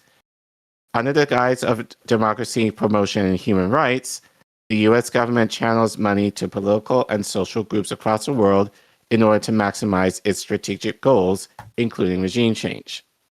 In recent years, the U.S. has sued the twin organizations of the NED and USAID to bankroll anti-government protests in Hong Kong, to attempt a color revolution in Belarus, to overthrow the government of Ukraine in 2014, and to organize riots across Iran earlier this year. In Cuba, the NED and USAID played a crucial role in organizing a failed uprising against the government in 2021. USAID in particular spent millions of dollars funding, organizing, and promoting the San Igiso, is that how you say it? I think. Igiso movement, a collective of musicians, artists, and journalists to lead a counter-revolution on the island. San Isidro, sorry, pronouncing that wrong, I'm sure. Members were at the forefront of a wave of national protests that July. The demonstrations that were immediately signaled, boosted by Western corporate media, top celebrities, and U.S. politicians, including President Biden. Netizens were flooded with the AstroTurf SOS Cuba campaign that trended across the internet for days. In the end, however, the coordinated efforts of the U.S. failed to convince ordinary Cubans to take to the streets, and the movement quickly petered out. Esteban Rodriguez, a key member of the San Isidro movement, is a producer at AND Cuba. AD Cuba. This is very similar to things they did in like Syria and stuff, which we covered a long time ago. I think it was Alan, might have been Clarenberg, that talked about it, where it was like they were funding all these things in Syria and stuff, coffee shops, and they're trying to get the youth involved in these things, and like, they attach themselves to colleges and bars and like. But again, it's the idea of like this money that they say they don't have to give us anything, but all this money going out the door for foreign nations to infiltrate to steal their resources. We have the money to do that. Oh, for sure. Absolutely, do we? That's a good investment for us, no? Like, fucks over everybody else, but like, not us, the powerful elite of our fucking country, So, anyway. The importance of U.S. government money to the survival and operations of these outlets was underlined early last year when the Trump administration chose to freeze funding to USAID and the NED. Announcing the decision, Elon Musk, then head of the Department of Government Efficiency, described USAID in particular as a viper's nest of radical left Marxists who hate America. Shut the fuck up, sir. Of course. The effect on Cuban media was immediate. As soon as the money stopped flowing, dozens of organizations faced immediate liquidation. CubanNet published an emergency editorial asking readers to make up the shortfall. We are facing an unexpected challenge, the suspension of key funding that sustained part of our work, they wrote. If you value our work and believe in keeping the truth alive, we ask for your support. Without USAID funds, it will be extremely difficult to continue. CubanNet director Rodrigo Hechavarria Pila added. Diario de Cuba was in a similar dire straits. Its director, Pablo Paz Espy, noted that aid to independent meat journalism from the government of the United States has been suspended, which makes our work more difficult, asking readers to donate. Musk's decision accidentally revealed a sprawling network of over 6,200 reporters and nearly 1,000 outlets worldwide that were currently being trained, supported, and bankrolled by the CIA front, all under the banner of promoting independent media and freedom of information. So, in a way, I guess, Musk, by accident, did us a favor by exposing. Not necessarily. Like me, Fee, a bunch of other people talked about this when it happened, right? And it's essentially this allows them to like do everything like they re-clandestined it. Now it's clandestine again, right? Now it went back to the CIA, right? Like, you know, I don't know why they ever made it public to begin with. It was essentially like our propaganda wing to the rest of the world. That was what, you know, it supported things like, you know, when we talk about the CIA's favorite chef, Jose Andres, and particular personalities they send everywhere, right? Like Bono and all those guys were involved. Like, you know, like remember when you those concerts that you were bringing up in Africa and things like that, right? Same kind of funding, same kind of like US aid, whatever, all these things that are designed to try and literally corrupt the youth of these countries to be on your side, right? We've seen it influence entire color revolutions with the Luffy flag and all out there, right? Like all that stuff we've talked about. So they just now made that clandestine, right? And then these fucking right-wing nut jobs get to fucking talk about how they solve the problem. You know what I mean? Right. Like, no, it's like, and a bunch of people bought into this. Oh, well, you know, good for Musk. I guess he's right occasionally. It's like, no, this is exactly what they want. You know, like, yeah, NED, USAID were awful and did terrible shit, but you know, watch what happens when you can't you know, like they should have been taken away, but like the rest of it also needed to get dealt with. You know? Anyway, I digress. You know? Yeah. But another supposedly independent Cuban outlet plunged into crisis was El Toque. Sure. Is that how you pronounce it? I'm looking for Come on, dude. Like, it's fucking, sorry, I'm having to keep up with the, El Toque? Publishes in Spanish? Yeah, I would imagine. Okay? Okay? Okay? Founded in 2014 and receiving hundreds of thousands of dollars from the Ned, El Toque publishes in Spanish and English and attempts to manipulate the exchange rates in Cuba. The funding cut hit them badly, with editors announcing that they would immediately have to lay off half their staff, 15 people, and stop working with dozens of freelancers while looking for alternative funding sources. El Estorino, oh my god, these names, man. The sneeze, the touching the sneeze. El Estornudo. You know? Huh? Estornudo. Estornudo. Mm-hmm. All right. Is also generously financed by Ned. In 2021 alone, the endowment awarded the investigative journalism outlet $180,000. It also receives copious support from the Open Society Foundation, although it insists that none of this U.S. money comes with any strings attached or affects its output. No, the mob doesn't. They just give us protection, the mob. That's all. You know, that's all it is. While Western media often portray the Cuban media landscape as a David and Goliath fight between plucky independent media facing repression and a sprawling state-sponsored propaganda apparatus, the gigantic sums handed out to these underdogs make them by far and away the best-funded outlets on the island. A 2023 Guardian article, for instance, profiled 24-year-old photojournalist Pedro Sosa, who worked for El Turk and El Estornudo. It represented the pair as offering real reporting over stodgy state media and journalists as poor and vulnerable truth tellers standing up for freedom and facing a crackdown from the state. But also let slip that working for US-backed media is not as bad a career move as portrayed, and is, in fact, an extremely lucrative profession. It casually mentions that salaries at Tiny El Turk are 10 times that of even the most senior journalists working in Cuba state media.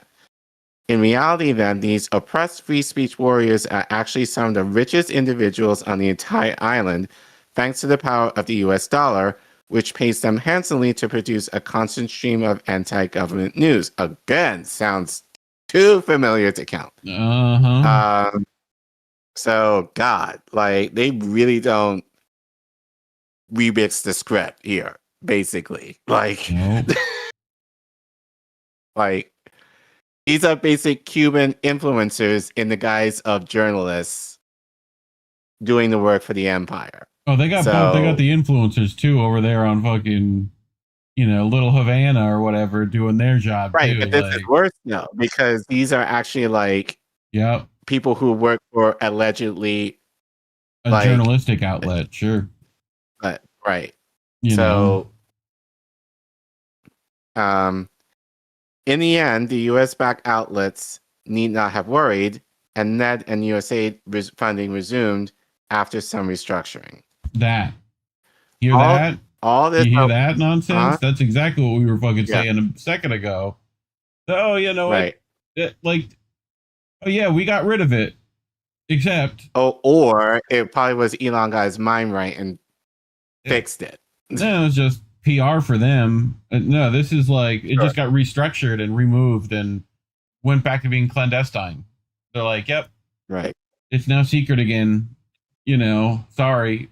Like, that's it. Oh. All of this, however, pales in comparison to the resources the U.S. has dedicated to radio and TV Marti. Founded in 1985 by the Reagan administration, the Miami-based network boasts dozens of full-time employees and receives tens of millions of dollars from Washington annually. Unlike the rest of the journalism industry, workers at radio and TV Marti enjoy strong job security and six-figure wages, despite the fact that the Cuban government is able to jam and block many of their broadcasts from reaching Cuba, meaning precious few people consume its content. Since its creation, Washington has spent at least $800 million on radio and TV Marti. The outlets profiled make up a small portion of the network of anti-government media being funded by the United States. Most of the recipients of American money remain anonymous, a decision taken in part to hide their identities and preserve their credibility inside Cuba. Ned considers Cuba a long-standing priority and is currently officially funding 32 separate projects on the island. Media-related grants included one $80,000 project titled Strengthening Access to Information, which promises to enhance access to information and promote critical thinking. Sure. The organization will produce daily reporting and analysis across various formats, providing independent perspectives on issues affecting citizens' daily lives, including freedom of expression, public safety, human rights, and other pressing social concerns. Another $115,000 grant titled Expanding Access to Uncensored Media notes that it will promote independent information. The organization will provide narrative journalism on censored topics, conduct investigations, and produce in-depth articles, photo essays, and opinion pieces while strengthening the media's operational capacity. 31 of the 32 projects hide the recipient's name and identification, meaning that those groups working with the CIA cutout organization are generally only ever identified if they advertise this relationship, or, like when U.S. money was temporarily halted in 2025, they call for help. Anti-government media are only a small portion of the huge array of groups Washington secretly funds and supports. From musicians and academics to civil society, educational and religious groups, to think tanks, charities, and NGOs, there exists a vast nexus of organizations receiving vast sums of money from the U.S. government. Two of these bodies include the Observatorio Cubano de Derechos Humanos. Cuban Observatory of Human Rights, or OCDH, and lawyers group CubaLex. Both groups produce reports denouncing the Cuban government, and they are regularly cited as impartial authorities on human rights on the island in Western outlets, such as the New York Times, CNN, and the Washington Post. But what readers are not told is that both organizations are bankrolled by U.S. national security state. Records show that USAID has given almost $1.5 million to the OCDH. Net support, meanwhile, was crucial in CubaLex's inception in 2010, and Washington continues to pay its staff wages to this day. As the company's executive director, Laritza Diversant, said last year, without the support of NED, CubaLex would not have existed. To do the work we do requires resources. For 14 years, NED has been supporting us. Last October, after trying a lot of times, we also achieved a State Department grant. Thus, there's barely a corner of the anti-government Cuban opposition that has not reached by U.S. money, either through government organizations such as NED or USAID, or through institutions such as the Ford Foundation and Open Societies Foundations, which have historically performed a similar role in promoting American interests abroad. Many of these groups are headquartered in South Florida, where U.S. government money is helping to subsidize thousands of jobs for the Cuban American community. It is therefore no exaggeration to say that a significant part of Miami's economy is propped by taxpayer money funding counter-revolutionary forces. Ironic, considering that conservative Cubans often vehemently object to government welfare programs in both the U.S. and Cuba. Yep, because they've been propagandized. In 2010, a new social media and messaging app, Zuzuneo, took Cuba by storm. From nowhere, it went viral, picking up tens of thousands of users, a very large number for the time on such an internet-sparse island. None of its users, however, were aware that the platform had been secretly created by USAID in order to promote regime change.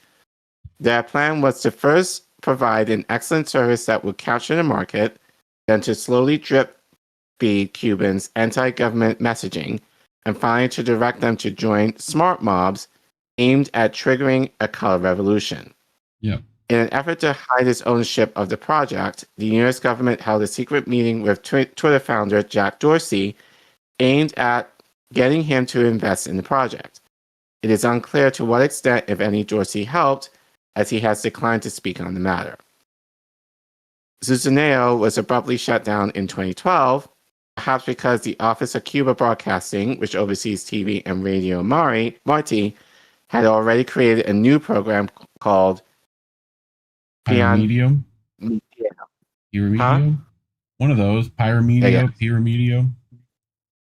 Pyramedium marketed itself as an app that allowed Cubans to receive world news for free and without censorship. Almost immediately, however, locals reported being deluged with fake news about anti-government protests that never happened. Pyramedium was shut down in 2015 after reporting on U.S. government meddling in Cuba caused a scandal and diplomatic embarrassment. Today, however, with Cubans increasingly using American social media apps, this kind of subterfuge is hardly unnecessary as it can be done out in the open. During the 2021 San Isidro protests, apps such as Instagram and Twitter were openly participating in the attempt to overthrow the government, taking no action against a massive boom of clearly fake bot accounts, adding the exact same messages down to the typos, no less, and using the same AstroTurf hashtag. Twitter's editorial team even placed the protests, which drew barely a few thousand people into the streets nationwide, at the top of its What's Happening for over 24 hours, meaning that every user worldwide would be notified. That failed push has come to be known as the Bay of Tweets. Yep. In October, for the 33rd consecutive year, the United Nations voted overwhelmingly, 165-7, to call to an end for to end the American blockade against Cuba. This economic war was established by the Eisenhower administration in response to the Cuban Revolution of 1959, which overthrew the U.S.-backed backed dictator Fulgencio Batista. These illegal, unilateral, coercive measures, which an internal U.S. government memo states are designed to decrease monetary and real wages, to bring about hunger, desperation, and overthrow of government, cost Cuba billions every year, and severely impede its development. The U.S. attempted to invade Cuba in 1961 and brought the world to the brink of annihilation during the subsequent Cuban Missile Crisis.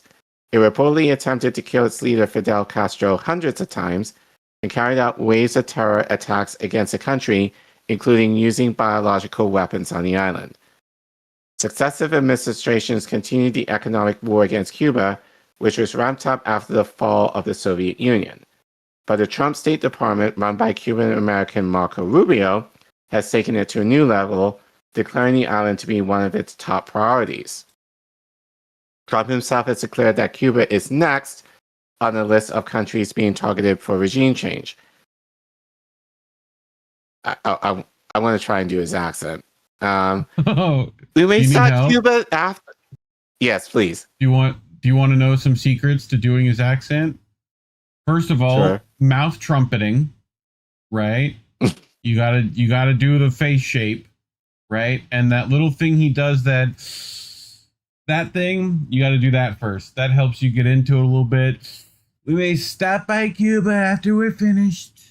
Like, you can, the rest of it's just do New Yorker, you know? Right. Like, but anyway.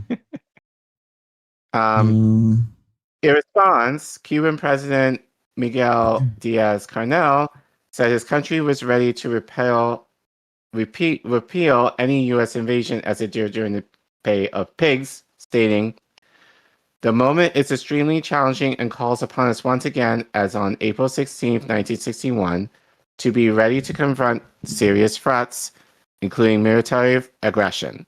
We do not want it, but it's our duty to prepare to avoid it, and if it becomes inevitable, to defeat it." It is in this context that the U.S. government's funding of a vast array of media outlets targeting Cuba should be seen. The media attack is just one facet of Washington's multi-pronged approach to regime change. Many of the organizations profiled here publish in English, and nearly all are used as supposedly credible sources of information on Cuba for Western corporate media, meaning that the U.S. State Department narratives are laundered into the public consciousness throughout this network. Many Cubans and Americans are completely unaware that their news about the island comes largely through a matrix of shady outlets quietly funded by the U.S. national security state by the Ned and USAID. Their purpose is to keep up the flow of negative stories in order to soften the public up into accepting regime change on the island. After all, in war, truth is always the first casualty. I mean, yep. You can very much replace Cuba with any other country in the global south and it still fits.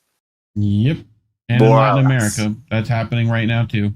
With Bolivia, right. With what's happening in, like, Venezuela. We still have Maduro captured. People, things have been happening, like, you know, it's happening without you, whether you're paying attention or not. Like, you know, you have the Delcy government pretty much at gunpoint having to, like, placate. I mean, like, you know, I mean, it's just ridiculous. You see what the Bolivian people are doing. That's the only thing that's going to do anything about it. you know? So, anyway, anything else you wanted to add? I mean, this story speaks for itself, I think, in my opinion. Like, it's just, again, the money that's going out the door in order to promote our interests at the exploitation of others, again, is sickening. But, you know, I think the only silver lining is that it seems, I'm sure Indy might agree, that it seems like at least Cuban people are not necessarily falling for it. Yeah, I think they're used to it by now. Right. You know? Right. And given what we have reported in Cuba in the past, like, it seems like many citizens are well aware of the bullshit that's going on. So they're doing whatever they can, you know, to resist it as best as they can concerning, given the blockade. But it's still, again, it's just so funny. Like, this could read very much like what we do. We do this here, you know, like how we pay off influencers in order to promote misinformation to make, you know, people question or, you know, or at least swerve them into thinking of a thing away from the truth. And, you know, this is what the US is prioritizing over, you know, needs of the working class, which I think is sick, but that's America after all. This is America. You need to put it on the smart board. You should have that. I thought you do have that on the smart board. It's like one of the ones I don't, you know. There's a thing with the soundboard thing I noticed that, like, a lot of things in my head from, like, movies or whatever, I think, oh, it's like a perfect, like, there's nothing else in that scene other than that. You know, and then when I go grab the audio, it's like, oh, there's like 8 train horns happening and 3 actors are talking over the line. And, you know, like in your head, perfect soundbite. But, you know, like to actually get it sometimes is weird, you know? But, sure. I don't know, just a little aside. But, yep, I'm with you. Propaganda still happening, you know, as always. Well, speaking of propaganda, you're going to get into that in a minute. Yeah. So, but talking about stories like these are why we are heavily suppressing the algorithm. So if you want to help us and maybe get us pushed in the algorithm slightly more, you can scan the QR code that you see on your screen, or you can go to the Ko-fi link you see at the bottom of your screen. If you're in the YouTube chat and live, you can type in !donate, all one word, and the Ko-fi link will pop up. And you can donate as much as you little as you need or as you desire. $1 will help us, honestly, and we really appreciate that. That being said, we understand people cannot give. So if you want to help us the free way, you can like, comment, and subscribe to our channel. Let us know who did this segment better, me or Indy. Yeah. Yeah, exactly. Hopefully me, but I wouldn't take offense if Indy did a better job because this is his thing. And help us get to free K. Actually can check. We are 25 people away from free K. 25. So do you think we can hit at least free by the stream, or maybe by the time, you know, you get to this segment? If you're watching as a segment, you can maybe subscribe if you're not subscribed already. You know, kind of help us out a little bit, maybe, possibly. We thank you. But nonetheless, thanks for watching. Yeah. Coolio. So, Vicky Adams is just trying to make everyone hungry in chat. Beep boopy doop. What else I got? Well, I feel like we're in the same vein of stories this week. Somehow we do this every week. Oh, I was going to talk about, me and Indy have this thing too now of like, you see all these things we're like going through the NED USAID and stuff. I think they're probably using crowdfunding for a lot of these, like you know, to make it appear as though they're like grassroots. That makes sense. Like, because if you could just, you know, give to someone's YouTube, you know, super chat people, or, you know, you use a bot network to like go into PayPal, right? Or donate or whatever. Like, who's to say, you know, you could, the AIPAC could literally be donating directly. Like, they may not even have to cover that on the book. You know what I mean? Anyway, right. It was just a theory me and him were talking about stuff like that. You know, that would be an easy way for them to, like, you know, hell, they could just like Venmo you the money at this point, you know? Sure. So like, anyway, who knows at this point, but right. Anyway, so me and you ended up talking about propaganda this week. It seemed like we had a theme. But this guy was on 60 Minutes. You know, this fucking asshat. Benjamin Netanyahu? That guy. Like, which, you know, he's going to get all the blame. We talk about blaming the BB and whatnot, but I found this from Caitlin Johnstone. We haven't brought her in a while. But this guy definitely knows the information war is like far more important than, you know, the other bit of his war. You know what I mean? Like, I wonder which he's actually spending more on, you know, like actual munitions versus propaganda. But, so in a fawning softball 60 Minutes interview released Sunday, Benjamin Netanyahu, who we should be arresting if he stepped on board like American dirt, you know, like, but what do I know? Stressed the importance of winning the propaganda war on social media. This comes as Israel moves to quadruple its propaganda budget to have $730 million a year. Like, $730 million, Care Bear. And whose money is that? Not theirs. Fuck if I know, bro. They could be the fucking, like, Tooth Fairy's money for all we know at this point. They probably fucking got that bitch in their airspace and are holding the Tooth Fairy high. It's the Tooth Fairy's money. I don't know whose fucking money that is anymore. Anyway, dude, holy shit. Major Garrett, which apparently is a real name belonging to a real guy who works for 60 Minutes, told the CBS audience that Netanyahu attributes the reputational harm to Israel almost entirely to social media, which he calls the 8th front of the war. Motherfucker's got 7 fronts of his war already. He needs an 8th. You know? What the fuck, dude? So, you ready for this nonsense? Gonna have to prep your butts. No. Fucking... No. Like, you got 2 minutes. No. 2 minutes, 30 seconds of this nonsense.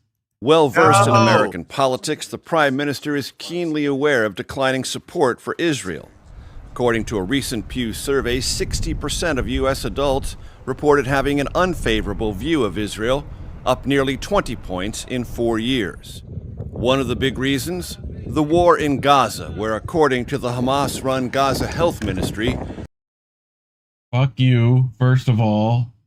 Fucking, we gotta frame this the shittiest way we can. More than 70,000 people have been killed. That includes civilians as well as Hamas terrorists. Fuck Netanyahu attributes the reputational harm to Israel almost entirely to social media, which he calls the 8th front of the war. It's this is yours, right? You're not immune either, because you can penetrate this machine, you can penetrate this little instrument, and you can say about Major Garrett anything you want, and I can paint you as a monster. And if I say it often enough... He's working at CBS. He already is one. Like... Enough people will believe it. Do you believe Israel is at risk of losing this war on that social media front? And this is particularly, I believe, important in America for younger Americans, Republican and Democrat, scrolling through images, and they would use words like barbaric in Gaza and in Lebanon. Israel has gone to unbelievable lengths to get innocent civilians out of harm's way. We text message millions of text messages to them, make millions of phone calls to them, pamphlets, leaflets, you name it, okay? We have seen the deterioration of it. You wouldn't have to send those texts if you weren't killing them, you bitch. Fucking bitch. Fucking exactly. Like, support for Israel in the United States almost, I would say it correlates almost 100% with the geometric rise of social media. And that by itself is not what caused it. And I don't believe in, in censoring them or anything, but I'll tell you what happened. No, he just murders several them. Countries that basically manipulated social How many journalists? How many journalists Israel murder? What's the count up to? Like, too damn high, regardless. Rent, it's too damn high. Too damn high. Vic, like, Hassan said you need to play that. The fucking. Don't lie. Thank you. Yeah. Like, don't lie on the public platform. Fucking. And they do it in a clever way. And that's something that has hurt us badly. Is it your belief, Mr. Prime Minister, that nothing that Israel has done, tactically or strategically, has made no mistakes, either in Gaza or the West Bank, that have, in their own way, contributed to this negative impression of Israel, whether it's on social media or someplace else? No, of course. Look, it's war. And in no, war, it's not. Armies sometimes miss, and civilians die. And these are mistakes. These are not deliberate things that happen. Israel is besieged on the media front. Someone's guilty. Tell that to Rajab. Tell that to her. Propaganda war. Congratulations on being the world's biggest bitch. Fuck that guy. Holy shit. Like, this is the guy that cucks Trump. Uh-huh. He did say geometric, Vicky Adams. He did say that. I did notice that. Like, holy shit. This is yours, right? Asked Netanyahu, picking up Garrett's phone. You're not immune either because you can penetrate this machine. First of all, Israelis' fucking obsession with penetration is we're going to have to deal with this problem. All right? Like, there's been too many accusations at this point. Y'all got to stop with the penetration. We just got to quit that. Fucking ridiculous. Like, you can penetrate this machine, you can penetrate this little instrument, and you can say anything you want. Fucking stop saying penetrate. You can, like, and I can paint you as a monster, and if I say it often enough, people will believe it. Care Bear. Have we not heard that quote before? Have we not? Yes. But also, if you say a lie often enough, people will believe it. Who the fuck? Yeah. Who's the quote? Who's the quote? Who is that? Who is he quoting? Isn't that? Well, I know Trump has said it. No, I think it's like a fucking Nazi. I think it's like one of the Nazis. Well, Someone in either chat way, let me know. like, all the same. Like fucking Goebbels or some shit. Like straight up. He's actively being like, yeah, that's. You repeat it often enough. You're doing the Nazi thing. You're doing that. You're doing it. Like, we have seen the deterioration of the support for Israel in the United States almost, I would say it correlates almost 100% with the geometric rise of social media. That's what that man said. Like, adding, we have several countries that basically manipulated social media and they do it in a clever way. And that's something that has hurt us badly. And the minute Israel figures out Lego videos, they're going to do that too. Like, you know, Israel's besieged on the media front, on the propaganda front, and we've not done well on the propaganda war. Maybe because you can't propagandize your way out of a fucking genocide, bro. People figure that shit out. Like, you know, Netanyahu has been repeatedly stressing the need for more aggressive propaganda manipulation as public opinion of Israel plummets worldwide. Earlier this year, he told The Economist that I'd like to do everything I can to fight the propaganda war waged against us, complaining that we've been using cavalry against F-35s because they've flooded the social networks with the fake bots and the many other things. Every accusation is a motherfucking confession with these people. Every motherfucking one. Every time. You can just fucking, you can play bingo with it.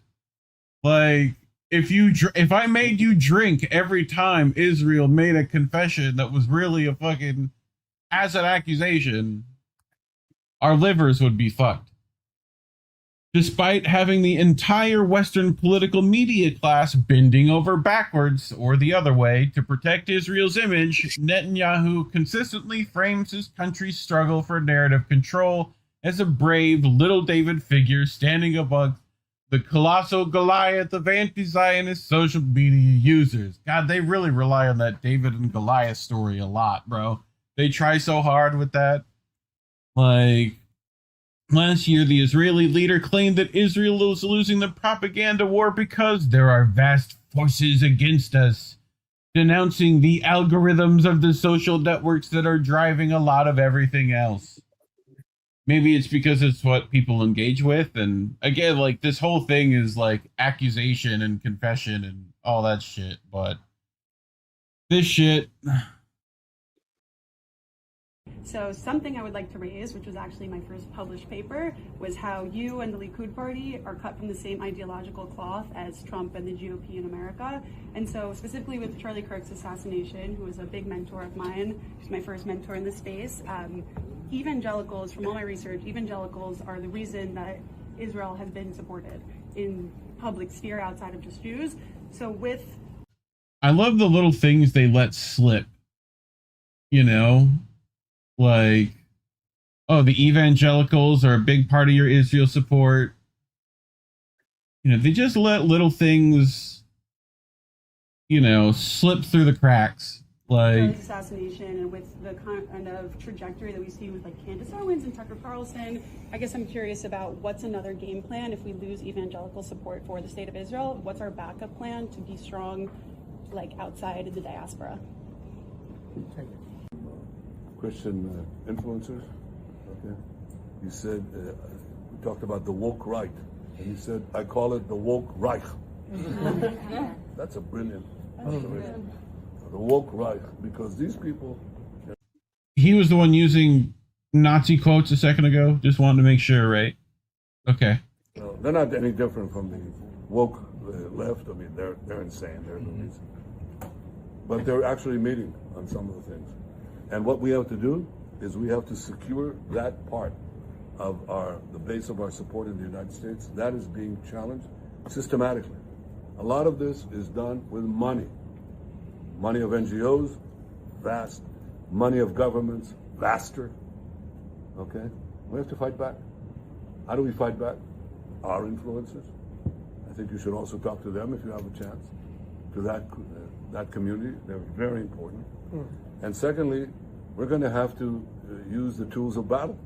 You know, missiles and weapons guns change over time. You can't fight today with swords. That doesn't work very well. Okay, and you can't fight with cavalry. That doesn't work very well. And you have these new things, you know, like drones, things like that. I won't get into that. But we have to fight with the weapons that apply to the battlefields in which we're engaged. And the most important ones are the social media. And the most important purchase that is going on right now is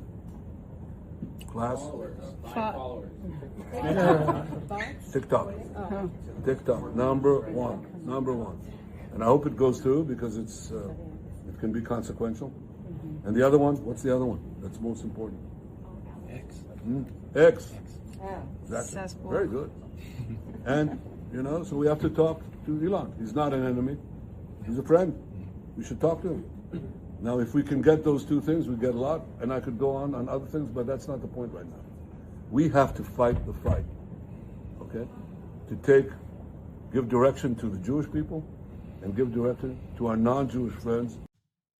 You again. Why does he have on Musk? He has to have something on Musk. He just said he lets the shit slip. Elon's not an enemy. He's a friend. That's why I'm asking. What does he have on? He's got plenty. He doesn't even need to have. It's already fucking Elon already was fucking in. He was already on board. What skeletons does Netanyahu have on Elon that Elon himself, now granted Elon has his own problems. They have the same goals. It's like they're good. He doesn't even need the skeletons anymore. They're on the same team. He's like fucking he's my buddy, he's my pal. He's a friend, Like in the same way that he can call his friend. And yes. Yep. Yeah. Exactly the same way, in fact. That's what I mean. That's what I mean. In a meeting with American he's only social a friend in terms of what he can get. Yes. And if he doesn't get it, then Yep. So, Prime Minister spoke of how vital the forced sale of TikTok has been for Israeli information interests, and said that Elon Musk could help facilitate Israeli PR on the X platform as well. Twitter. We just call it Twitter, guys. Still Twitter. Everyone knows what you mean. We have to fight back. How do we fight back? Our influencers, Netanyahu said, we had to fight back with weapons applied to the battlefields which were engaged. And the most important ones are social media, which is partly why I've been begging people to stop engaging with Israeli bots of any kind. And the influencers and mouthpieces and the intelligentsia that is attached to them. Fuck. Very easy. Keep them out of your eyeballs. That's how they're winning. Of course, the possibility of Israel improving its public image by simply murdering fewer people and doing fewer evil things is never even considered. It is taken as a given that showing pro-Israeli messaging down everyone's throats is the only way to sway public opinion in a positive direction. It is under this framing that Israel has again massively increased its propaganda budget for the year, after having massively increased it from what it was the year before. The Jerusalem Post reports the following. Israel is betting nearly $750 million that it can talk its way out of a reputation crisis. Lawmakers in Jerusalem approved a 2026 national budget last month that includes roughly $730 million for public diplomacy, the broad category known in Hebrew as HASBARA. More than 4 times the $150 million they allocated the year before. That earlier sum was itself about 20 times what Israel spent on such efforts before the war in Gaza broke out in 2023. This is the tip of the iceberg, what we've seen so far, as far as propaganda is concerned. They're now spending major money on this.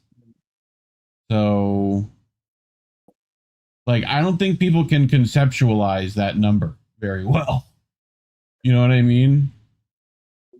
That's almost $1 billion. Chump change for some of these elite motherfuckers, but still. 20 times more is what it's going to be. That's what they're alleging, right? The unprecedented expenditure comes as survey after survey shows declining support for Israel in the United States. Its more important ally, a Pew Research Center poll released earlier this month, found 60% of Americans now view Israel unfavorably, up 7 points in a single year, with only 37% viewing it favorably. So, Caitlin Johnstone, if you saw a guy spending $730 million on media operations to manipulate people into thinking he's not an asshole, what could you reasonably conclude about that guy's personality? That he's an asshole, I think, is what I would gather.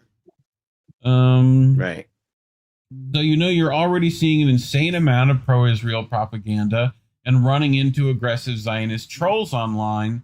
You can expect that to get a whole lot worse. Narrative manipulation has served Israel well over the years, but there's a limit to how much propaganda can accomplish. If I walked up to you and spat in your face, there's no amount of verbiage I could throw at you to convince you I'm actually a nice person. There's only so much carnage people can watch on their phones before you can no longer convince them it's not what it looks like. So, propaganda has already hit a point of diminishing returns, and soon it's going to start having a reverse effect. People are going to start hating Israel for all the evil things it's been doing, and then hating it even more for all its in-your-face perception management operations to manipulate their thoughts and feelings. At some point, that HASBARA are themselves going to inadvertently become anti-Zionist propaganda agents just because they make Israel look so creepy with the way they're always trying to stick their rapey fingers in everyone's mind. The truth can only be concealed and distorted for so long. So, closing thoughts, Care Bear. I think that's the issue that I have, like, with a lot of these Zionists. Is like you see it and they're like, no, you didn't. No, I saw this thing with my 2 eyeballs. No, you didn't. Right. Like, it's a perpetual gaslighting to make you look stupid, to try to make you look stupid. And it's like, no, you're the one who's looking stupid because you're getting paid to be stupid. And so that's kind of like where that evil is coming in. Didn't want to necessarily say this, but it relates. Like, I can expect this bullshit from Netanyahu. Like, yeah, he's made it crystal clear. But like, I know, like, on Breaking Points, Crystal Ball and Ryan Grimm interviewed Jeremy Ben Ami, who is the president of J Street. Mm-hmm. You know, so I shouldn't have, but I did watch it because we've talked about Jeremy before on the show, and basically he got in his feelings when people called Gaza genocide. Shame.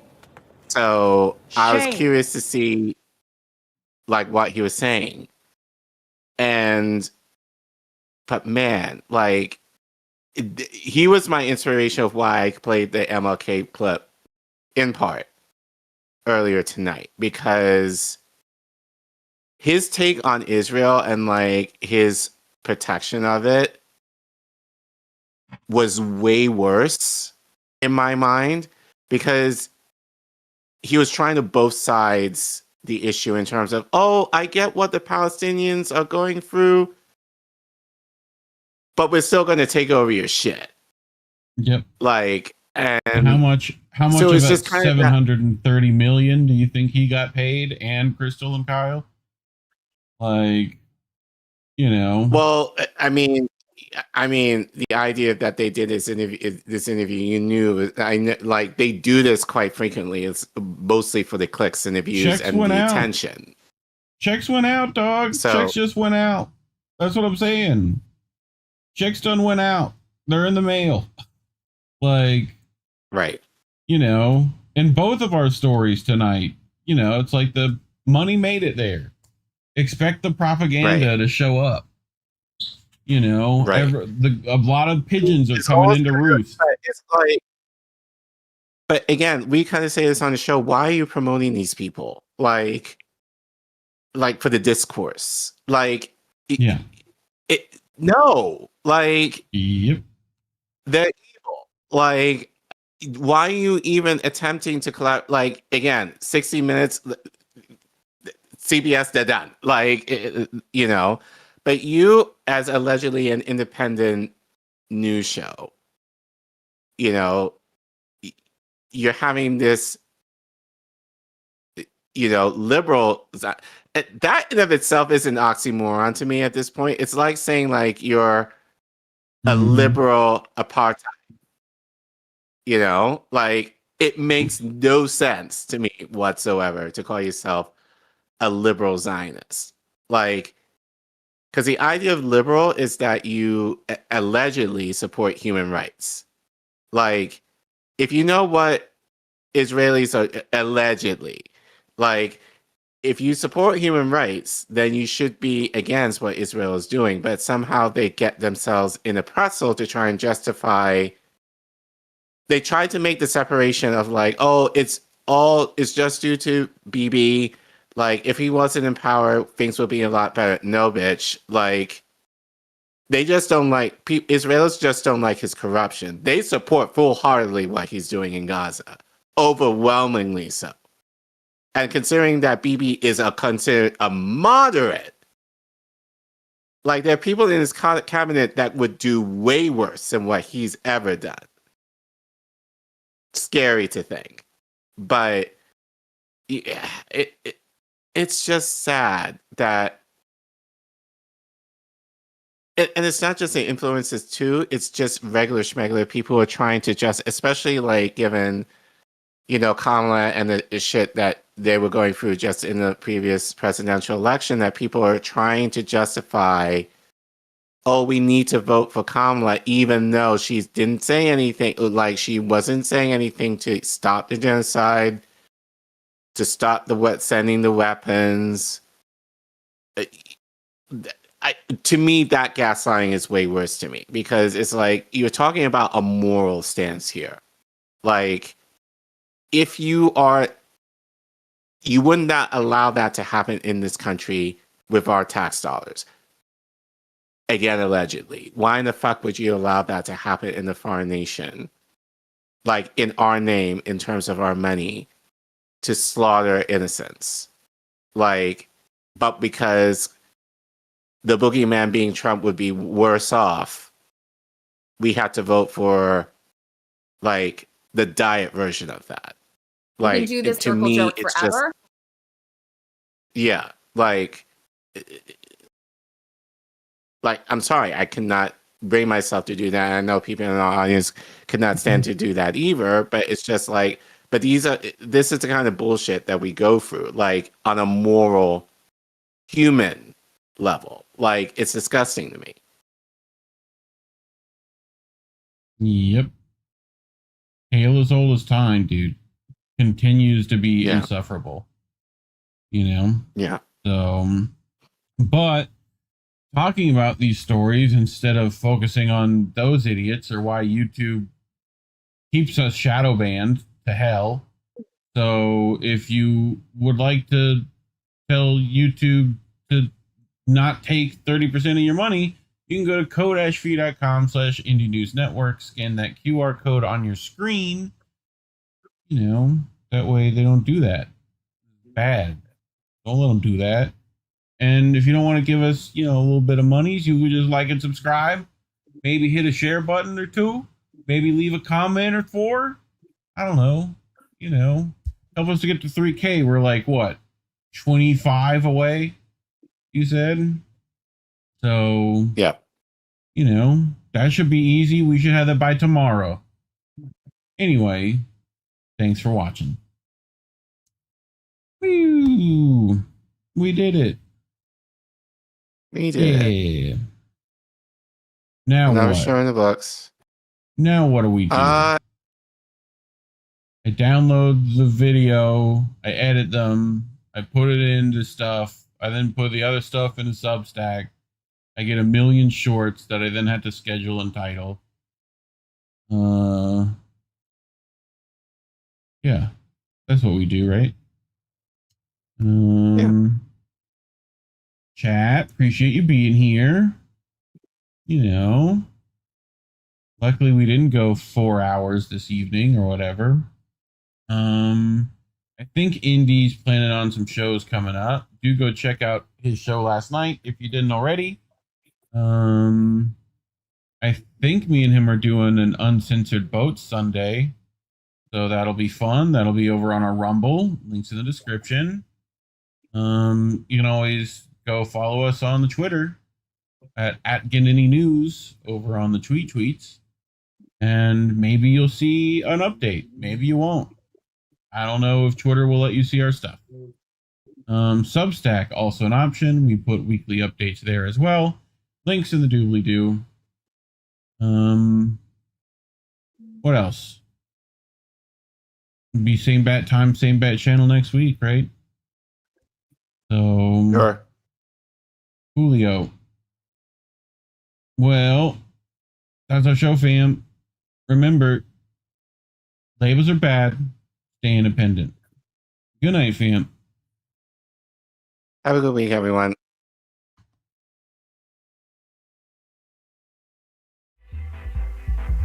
There's a difference between peace and liberation, is there not? You can have injustice and have peace. Isn't that correct? Peace and be enslaved.